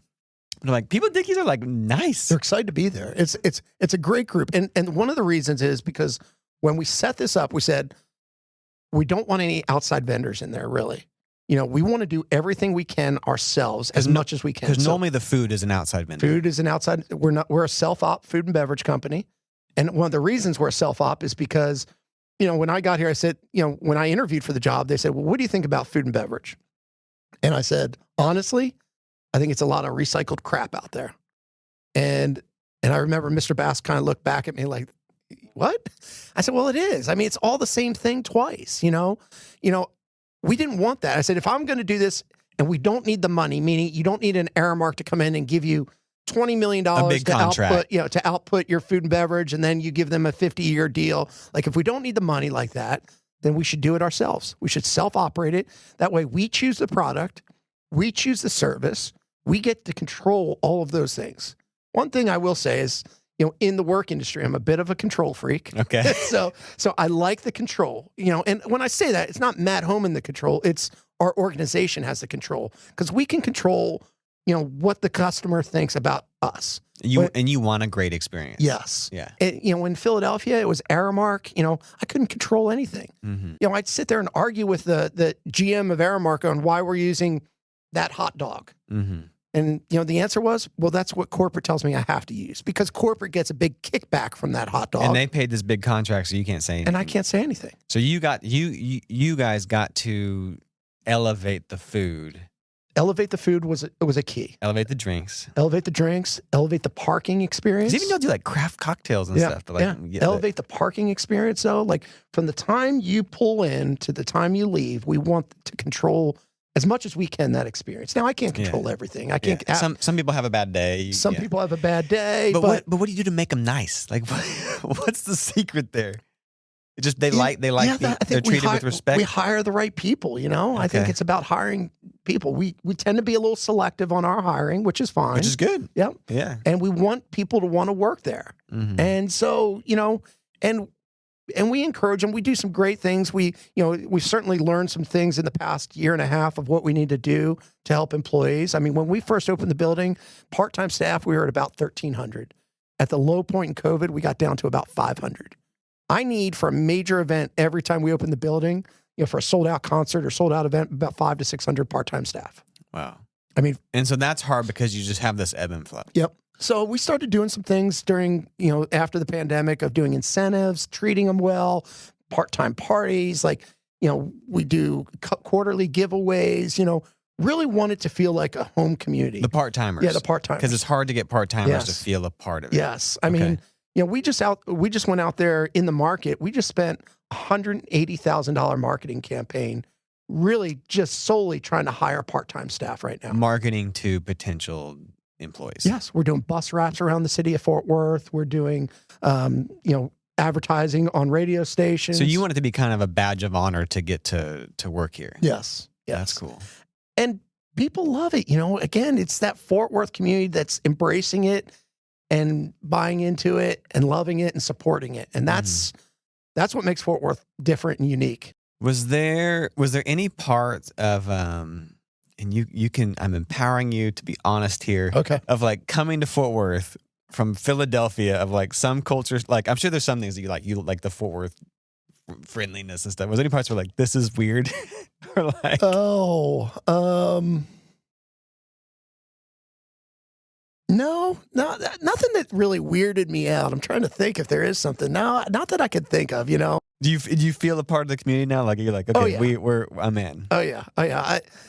I've told this story before, but I bought a pair of boots when I got here because I saw, and I started, boots. And then I'm wearing. So I had these rough out boots that I wear a lot. I love this pair. It's probably my favorite pair of boots. Yeah. Anyway, so I start wearing them around, and and I tell my wife, I was like, everyone else's boots are like nice and shiny, and got these spiky things coming off and stuff. I was like, I don't think I got the right pair. So I walk. She's like, all right, well, let's go get a new pair of boots. So we go down to the stockyards, and this is before the building opened. This is probably 2006. Probably 17, 18 or something like that.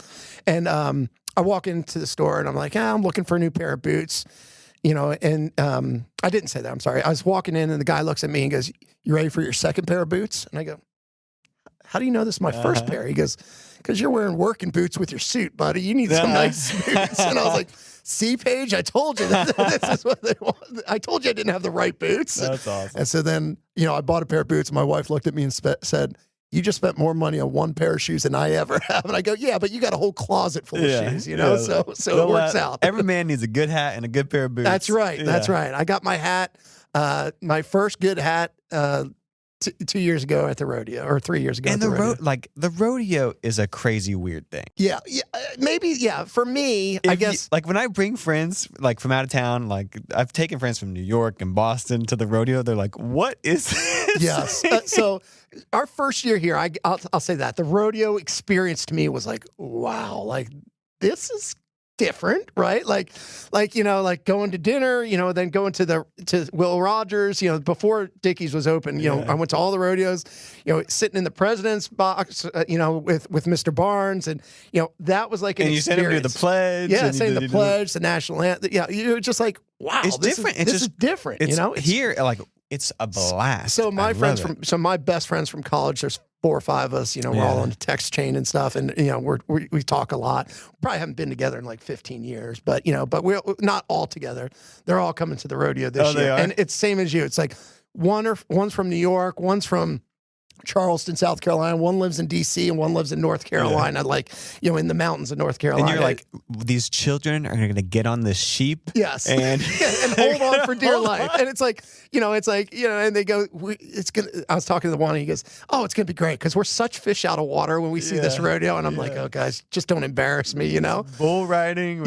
Well, the first couple of years here, they asked my youngest son if he wanted to be the mutton busting clown. Oh, really? So during all the mutton, yes, he did up until last year. This year will be his first year he doesn't do it because he's like, "Dad, I'm in 8th grade. I can't do it anymore." But they'd dress him up, they'd put makeup on him, and he'd be the kid out there with the mutton bustings trying to cheer the crowd. And he did it every night, and he loved it. It was funny. So, and we'd send that back to some friends, back in the East in Philadelphia, and they'd be like, "Wow, you're all in down there, aren't you?" I'm like, I love it. I love drinking the Kool-Aid, and I love it. And not only all in, it's like you said, this is my brother sister organization. Yeah. Like that's such a huge part of why the arena is even here. Exactly. It's a great relationship the way we have it set up, and I think that's really important as well. Okay? So before I get into like some fun random questions, like just changing. Even the rodeo, like for the rodeo, you bring in like dirt. The whole arena is filled with dirt. Lots of dirt. And then you have like Disney on Ice, where you turn it into an ice skating rink. Like how do y'all do that? Like what is involved in flipping it? Like you said, what were you saying? Like there was a tournament, and then one of the nights was PBR. Oh, PBR. That's right. Okay. PBR. We had the World Finals in. Right, PBR World Finals ended Sunday. We loaded them out Sunday afternoon. The first weekend ended Sunday. We loaded them out Sunday afternoon, loaded McCartney in Monday. McCartney played Tuesday. This, like 24 hours later. Yep, loaded McCartney in Tuesday. Is there people just working 24/7? Oh yeah, cleaning, and my sticky item was cleaning. We're going to do this, but it's also how do you? And maybe you it wasn't our most. it, or? Well, you get the sweepers out. You have people wiping down seats over and over again because the dust mitigation. Yeah. I said, look, we have a chance to do Paul McCartney. We might not make a whole lot of money on this event, but it's Paul McCartney at Dickies Arena. You're not going to make money because of the cost. Because the cost of changeover and cleaning and everything else, and because it was expensive. And we ended up making a little money, but at the same point, like we knew what we were getting into. But I was like, guys, and I said to those 4 or 5 managers and directors and vice presidents, and said, we got to do Paul McCartney, right? And they all looked at me and said, yes, we have to do Paul McCartney. And so, PBR at first was like, no, we can't do this. And I was like, they can't load out that fast. Yeah. They're like, no, we're not going to do this. And I was like, guys, it's Paul McCartney. And then Sean Gleason, head of PBR, said, he goes, it's like Paul McCartney's playing the PBR World Finals. Yes, we're going to do it. Yes, you can go do it, and gave us the blessing to go do it. So you just made your staff up. Yep. Major staff up. And literally people overnight, are just 24/7 going. wiping the seats multiple times? Yes. Are you like, do you set a protocol for it? Are you like, wipe the seats 3 times? Or well, no. I mean, how do you? Well, one thing you want to check is because you want to make sure they're using fresh water, cleaning it down the right way. Is there a playbook? Do you have like, when we have a rodeo, here's the playbook? Yes, we have standards in everything we do and operational procedures on how we want to do things. So yeah, absolutely. And does someone Those are all write detailed. That? Yes, yeah, we actually do write that up. You know, we have an operational manual of what our expectations are, and how to get things done. Yeah. And how do you turn the floor to ice? So how does that work? The floor underneath has a cooling system, has a coil system, and that cools the floor. And then we come out there, you put an ice dam in that goes around. That's that little yellow thing around the hockey rink at the bottom. You flood the floor. Well, first what you do is you actually just spray it like a mister almost, because you want it to bond. You want to create a bond. And you create that bond, and then you can start flooding it. And when I say flood it, you're taking a big hose, like a fire hose, and spraying water on it, as you go through. You're just spraying water on the floor. Over and over again until you build it up. Once you get to about 1/4 to a 1/2 inch, you can then use the Zamboni to build ice, and it builds it a lot quicker. But it's just driving it around, building, putting the water down. And is there wood floors under there too? No, there's no wood floors. For the basketball games, they bring the wood floors in? So we own the basketball court. So yeah, we bring that court on and just set it up. So you just set it on top. It's a tongue and groove system. So you come in and you put it in, and they're all in about 4 by 8 panels, 4 feet by 8 feet. And you just set them all up in a row. You go one by one all the way down. You can set up a basketball's easy. We can set that up in about 2.5 hours. Really? Yeah. Yeah, basketball is an easy conversion. Okay. So it just depending on what we're coming from. But yeah, and we could put the basketball floor over ice if we needed to. Like this year we're going to have Disney on Ice, which you have little girls, right? You're going to bring them to Disney on Ice. I think they went last year. I think they did. I think I saw y'all there. But we'll do Disney on Ice, and then we'll take the ice out that Sunday night, and then we start setting up for NCAA gymnastics championships on Monday. And it will cool and melt. Yep.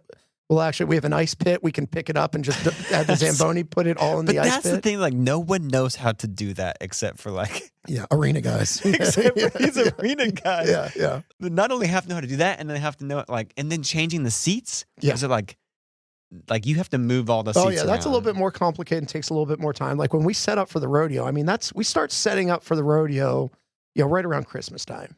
Even though it might February, for January, it starts MLK holiday, so it starts that Friday before the MLK. So usually like January 12th. So you can't do any events leading up to that. So we can, but I probably try to get them to do them in rodeo configuration. Like when we did Parker McCullum, in rodeo configuration, which was cool because we had such a big floor.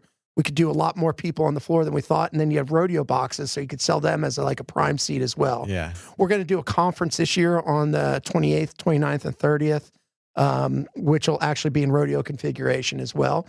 But then we start bringing the dirt in around January 3rd, January 4th. And so are you the one, or is someone on your team thinking of, okay, we got this configuration, we can sell these seats for this? Are you is there a ticket pricer person? Yeah, we have box office managers that'll kind of handle that. And they're thinking of how do we maximize? I'm the one who's sitting there saying, okay, when that conference wants to happen, or Parker wants to play New Year's Eve, I'm saying, okay, but we got to be in. I have to think about first from, even a year out or whatever and say, okay, well, we have to be in rodeo configuration. That's the only way I'm going to do the concert.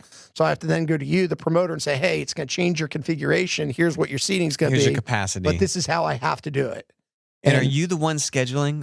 Yeah, I do all the booking. I handle the booking You're myself. doing all the booking. I do all the booking. And sort of you're leading the charge on operation. Well, no, I like Bill Shaw, who I've mentioned. He's my agent. He's my he runs the building day to day. That's his goal and his job, and he is spectacular. And so is booking most of your time? What is the majority of your time? No, I wouldn't say booking is the most. It's probably 25%. Your job is like, this thing has to be great. Yes, everything, all around. So I'd say, premium seating is a big part of it. You're still selling those? I'm not selling anything, but managing the premium seating and the expectations. Because now, for me, it's about retention, right? So we're almost sold out of our premium seating of what we could have. So now it's about how do we get them to renew, because renewal periods are coming up. And that's easier than going again. Yeah. Suites, I'm not worried about. Suites are going to, if I had another 20 suites, I could sell them today. Sign me up for that. Yeah. If I had another 20, I could sell them today. But the club seats, like how do we renew the club seats? How do we make their club seat experience better? What can we do better for those fans? How can we make their fan experience better?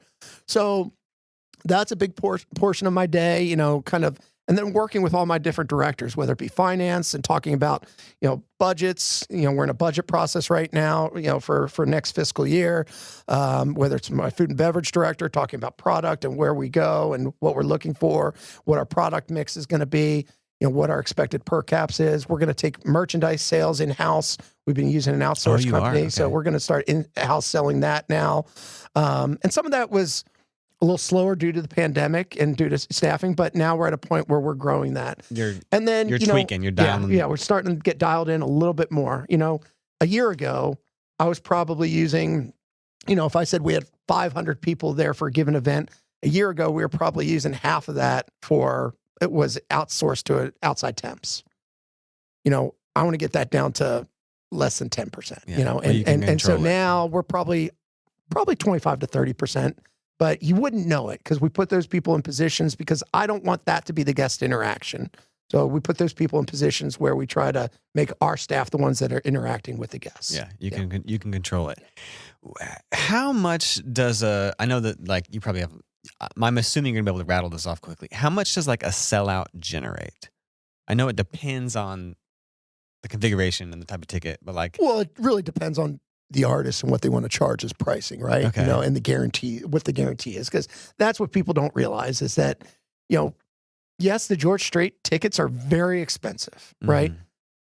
But George Strait is playing a 13,000 seat arena. He could do 50,000. He could go play Cowboys Cowboys Stadium. That was his. And what's the sound like at Cowboys Stadium? It's terrible. Terrible, yeah. Yeah, same with Globe Life. It ain't much better. But how much does that generate gross? I know this isn't what Dickies makes, but I mean, so that's all artist money. I said, I rent the building to those artists basically, or the promoters. But grosses right now they're crazy. They're anywhere from you could do a gross of a country band that I just mentioned that recently sold out, that sold over $600,000 because they have a low ticket price. Mm-hmm. And you can do some of these bigger ones like Paul McCartney, George Strait, the Eagles. It'll be grosses of north of $3 million. Wow. And I mean, those are some big numbers. That's so cool that in one night it generates $3 million. That's crazy. Not bad night at work. Plus the merchandise, plus all that stuff. And then, the other great thing about us right now is, these other special events outside music that we're getting, like the WTA World Finals we're going to host here. Women's Tennis Association World Finals that we're going to host here. Tennis on there. Yeah, they're going to play tennis in here in 2 weeks. And when I first got here, that thing's going to gross close to $2 million. We did the USA Wrestling Championship, or USA Wrestling Olympic Trials here during COVID. I remember that. And socially distanced, but that did really well. All these events are doing well no matter what they are, and it's building our reputation up. Yeah. In Polestar, what Polestar is, an industry magazine. It tracks ticket sales across all sizes and venues. And they rank these based on gross dollars. Well, through 3 quarters that just came out about 2 weeks ago, we were 28th in the world in ticket sales based on dollars. Based on dollars for arenas. In the whole world. Yep, third quarter ticket sales through 3 quarters. I think after the fourth quarter, because our fourth quarter we're gonna have like 13 concerts, we'll probably be closer to 20. No way. But they do it on dollars, so it's a little skewed because like Madison Square Garden is for a concert 16,000 seats, so their grosses are just naturally gonna be a little bigger. You're competing against more seats. Yes, more seats is the thing. But the great thing about our facility is our upper bowl is only 2,800 seats. Mm-hmm. So on a concert of a capacity of 13,000 or 12,000 people, only 2,800 seats are upstairs. Yeah, very few people are in the... Everything else is downstairs. Yeah, don't say nosebleed. We don't have nosebleeds. You don't have nosebleeds. No, you don't have... our last row of seats... dirty word. Don't say nosebleeds. We don't have it. We don't have it. Our last row of seats is the same distance to center court as the American Airlines Center's platinum level is.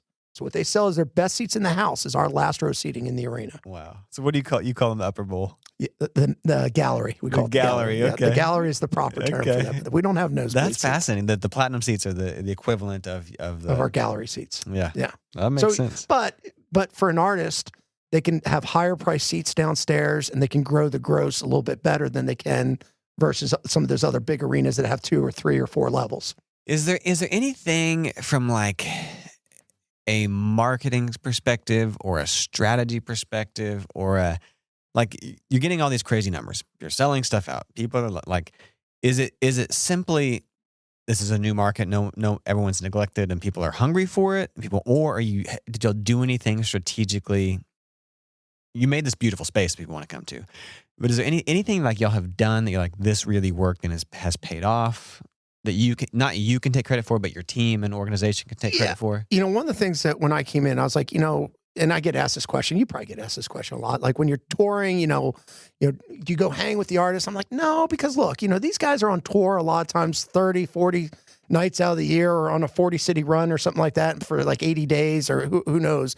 So you want to make them feel as at home as possible. That's really important to us. So to make them feel at home. So anything we can do, and that's like our back of house stuff, I think is one of the nicest back of houses in the United States. Like really makes the artists feel welcome. Because most of them are just like cinder block walls. I mean, our team locker room, that we have are nicer than any team locker room I've seen in the NBA, any visiting team locker room in the NBA. So we try to make them feel welcome, whether it's goodie bags, whether it's gifts. Artists love gifts and cool things. We gave Keith Urban a custom guitar strap that got made and said Dickies Arena sold out, blah, blah, blah. And he thought that was the coolest. He said, my dad used to make guitar straps for me when I was a kid. Oh, wow. And started telling us this story about it. And that was really cool. And he's like, I really appreciated this. And, and so that was a special moment. That's kind of, we want to make sure that they feel welcome there. That's really always important to us, but at the end of the day, I go back to it. I'm sorry, but it's about the guest, right? The guest has to feel welcome. They have to love the entertainment. They have to love the energy in the facility. And so we try to do that. So you think the secret to the success is that the guest has a great experience? Yes, I really do. And the artist. So it's not this secret marketing. We've cracked the algorithm. No, we just deliver a great experience. Yeah. And people tell their friends. And people want to come back to it, And I think we're having some success in these K-pop concerts that we're doing. We've become this K-pop market. Do you know much about K-pop? I'm assuming you do now. I do now. I know a lot more than I used to. But BTS came here back in before the arena was open and sold out Tarrant County, and then all of a sudden Fort Worth became known as this K-pop, and I've just kind of reaped the benefits of it, Okay. So we've done some K-pop. We've done a couple K-pop concerts at Dickies Arena. So it's always interesting. It's but it's great. People love it. Yeah. The merchandise numbers are incredible. I mean, we had a K-pop show that had a merchandise per cap of over $80. Every person bought the equivalent of $80 worth of. Yes. Wow. On a sold out show. So the merch was almost as much as the gross. Whoa. Think about that. That's wild. They come in, they have these light sticks that they program, to go with the show. To go with the show. And these things sell for like $90 a pop. Fascinating. I mean, so we've had a great K-pop experience. I think we've embraced the K-pop market, brought them in. They like coming to Dickies Arena. They know good K-pop shows are coming here. They sell out a lot. Yeah. So that's always, so that's certainly a fun avenue that we've gone down. That's funny. What is the, Do you have any like crazy green room requests or crazy backstage setups or antics or anything? You know, my favorite one of my career was we did Buffett in Columbia. He was one of the opening shows in Columbia. Actually, it wasn't one of the opening shows. We had a 2-week stretch where we did Prince, Buffett, Shania, and oh man, what a lineup! And I think it was George. I think it was straight back. 4 shows. Those 4 shows, back to back, which pretty amazing. I mean, Prince, that would be so. Prince was a strange one, right? Like he won a golf cart, and our hallways back there were real small in Columbia. So you had to provide him a golf cart. He won a golf cart, and the funniest thing was I'm standing in the hallway and I'm watching Prince try to turn the golf cart around. Like Austin Powers? Oh, it was totally like Austin Powers, and you're trying not to laugh, and you're looking at this and like he's driving it? He's driving it, and it's like, skirting around, and I was like, oh my gosh, that was funny. That's one of them. Buffett, my favorite one was Buffett, like on the rider, like, what do they want? He goes, he just wants a couch long enough to sleep on. That's all he wanted. That was, because he lives on his bus and, come into the venue. He's like, he just wants a couch long enough to sleep on. That's funny. And I thought that was fun. When I did Kanye one time in Philadelphia, they came in and they built a lattice roof in the locker room. I said, why are you doing that? They said, because Kanye wants it. It's just his vibe. That's his vibe. I mean, they built a lattice roof. Every show they went to, like in a room like this, there was this wooden lattice roof and like 2 couches under it. It was strange. That's strange. Elton John went to an Elton John. This was the weirdest one. Elton John, you walked into one of his private rooms, and he was a huge bobblehead collector, and he had bobbleheads all around the room, surrounded. They were all put out for the concert. Elton John bobbleheads? No, or just random? Just random bobbleheads. Oh, really? Random bobbleheads. Yeah. That's interesting. Elton loved that we gave him a bobblehead of, Cocky is the Gamecock mascot. This was in South Carolina. We gave him a bobblehead of Cocky. He loved that. He asked for 6 more of them, and we sent 6 more up to him as well. Yeah. Oh, that's cool. Yeah, that was pretty cool. So, but yeah, so there's some fun things. Again, you want these guys to feel at home. You don't really question it. You just like, if that's what they want, that's what they should get. Why not? They're on the road. Have you had rowdy, like where it's like there's 500 people backstage right now. This is a little wild. Yeah, we've all had a couple of those shows where, it's like, what's going to go on now? Yeah. And, radio shows get like that. A lot of times some local shows get like that where the artist is local. Friends and the family. Friends and family come in, side of stage, there's 200 people and you just try to control it as best you can, because, at the same point, these people are, this is their pride and joy that's here now in the market. They're all drinking. So you want to just keep it nice and, chill. You just try to crowd manage instead of crowd control, you know, and that's a good way to phrase it. Were there any just in your career or personally, like books or resources like this was just really pivotal? I love recommending this book or this. I don't know if there's a great book. For me, it's about people, I think. And, because I'm a big relationship guy. So I've learned a lot. I've learned a lot in the past 7 years here from people, and there's people that have influenced me very.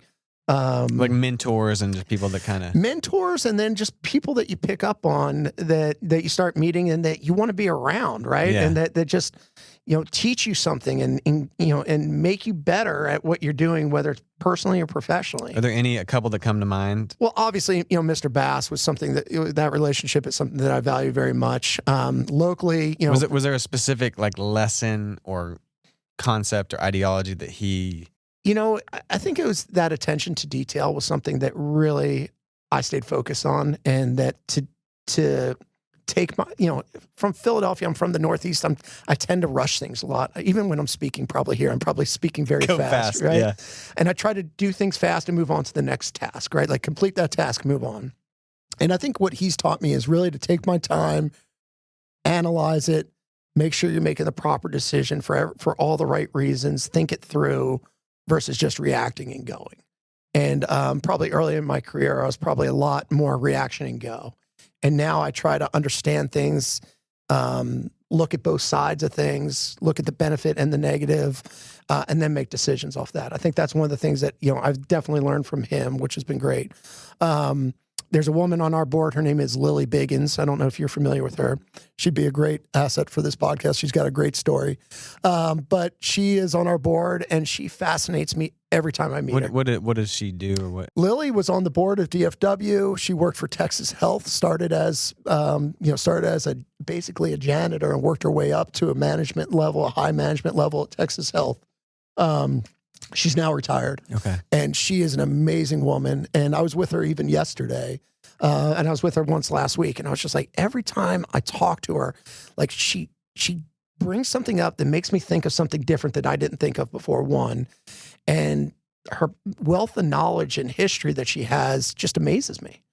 And it's someone that I really appreciate. And she knew nothing about the arena business when she first came on our board probably 4 years ago. Yeah. And now, I mean, I'd say she's one of the ones who's most engaged, knows everything, understands it, asks the right questions to us, and just has been a huge positive influence on me. That's and cool. Just someone I really, really appreciate. In the industry, I have a gentleman, his name's Peter Luco. He and my dad were best friends, and Peter is a senior vice president for Oakview Group, ran the Wells Fargo Center, was president of the Philadelphia Flyers at one point. Another person, and Peter was like an uncle to me growing up. I've known him since, I was probably 6 years old. And he's someone that I can reach out to in the industry and talk to at any time. When you need advice. Yeah, when I need advice. And just someone that's always been there for me. And we talk through things and processes and why not to do this or why to do that and what's the benefit and the negatives of it. So people really embrace me. And I tend to try to get around people that I think can help me become a better person. Yeah. As crazy as that sounds. There's humility in that. Yeah. And there's I want more out in that. Yeah. And so that's where I find something. And I try to do that same thing. I try to mentor other people, younger people in our industry. Yeah. When we bring in interns on a quarterly or semester, one of the most important things to me is we have an intern lunch with all the vice presidents. All the vice presidents come in, you have to dedicate an hour, and these interns. Oh, with the interns? Yeah. And we have lunch with them. All right, let's talk. What do you guys want to know? Let's what do you want to learn? This is what we do. And what I tell those interns is look, this may or may not be the right business for you. And that doesn't matter, but you're going to make relationships, don't burn your bridges, and do the job and get it done. And people will be here to help you later in life as well. That's cool, man. That's great. If you could speaking of that, with the interns and shepherding and if you could give any bit of advice to your younger self, what would it be? If you could go back 20 years, 10 years, 30 years, what would you, or even to 20-year-old Matt just graduated? I think a couple things. One was, I was a little bit more feisty in my younger days, probably, right? A little bit more hot-headed. I think leveling off at an earlier age, I think would have been good for me. I'm not like that anymore. I definitely have grown out of that, but I definitely was. I could be hot at sometimes and let tempers flare and stay mad at things. So don't hold a grudge is something that I try to live by. Especially in this industry, you just can't because grudges just burns you out really, or just eats you up, and you just can't allow that. That would be the first one. The second one is slow down and appreciate it all. Yeah. And then, third, which I think I've done a better job of, especially in the, past 7 years, is you have to find that correct balance for life and work, especially in our industry, because it's not a 9-to-5 job, as we talked about. It's atypical. Yeah. It's definitely not. It's weekends, it's nights, it's everything in between, and you have to find that work-life balance. That's really important. It's important, because as now I have a 17-year-old, they're gone about soon, to be gone. Yeah, which is crazy. A whole college, discussion is out there, and you don't want to say, man, I regret not doing that with them or this, Those are good. Yeah. Those are really good. I appreciate you sharing that. It's funny, it's almost all of those is slow down. Yeah. It's just translates to Matt naturally moves very fast. Yes, he does. And just slow down, be present, find the balance. Those are good. For me, that's like, I'm constant. That's a struggle for me because I'm like, future, what's next? Let's go. Where are we going? And it's hard for me to like slow down. Yeah. Okay. A few silly questions. What is your go-to like at an event meal at Dickies? Like, what do you go get? We hired a pastry chef a year ago, and I love sweets. Oh, you do? Okay. Yeah, and so sweets are great. Our barbecue's delicious, but I'd say the sweets. She's gotten really. Her name's Katoria. She's gotten really creative with our sweets and desserts. What are some of the things? Oh, she makes some. Right now. She's dialed in on a great like pumpkin cheesecake type dessert. We had some churros the other night, which were good, really good during Whiskey Myers. She makes some. So you're at a concert, you're at an event, you're gonna go for the sweets.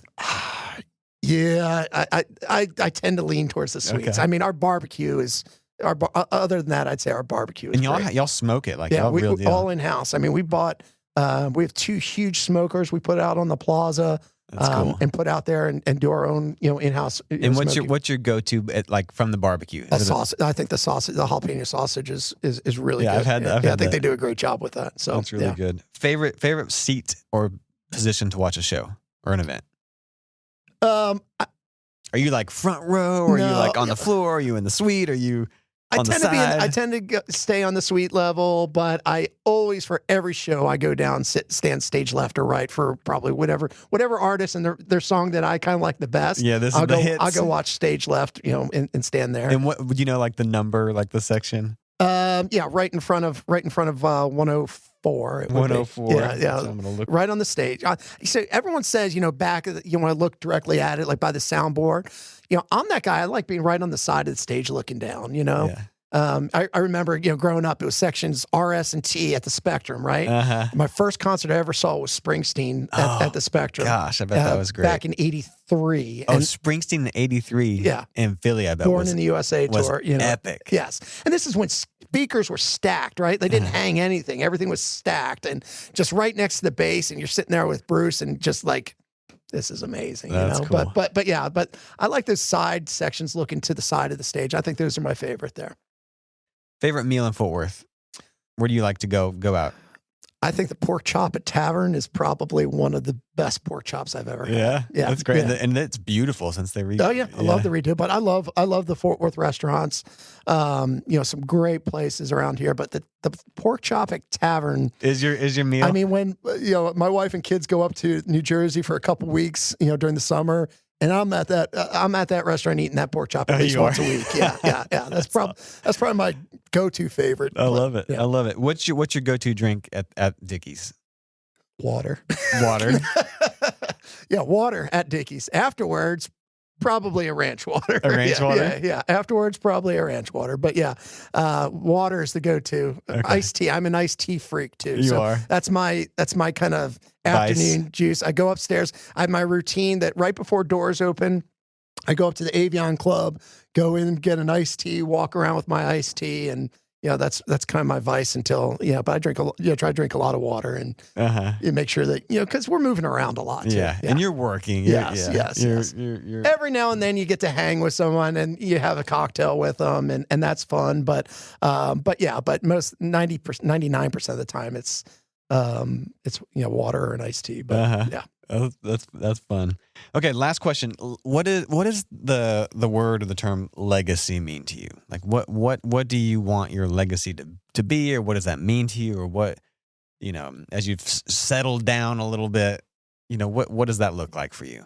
That's a great question. For me, it's that we built something and we built a facility that is second to none.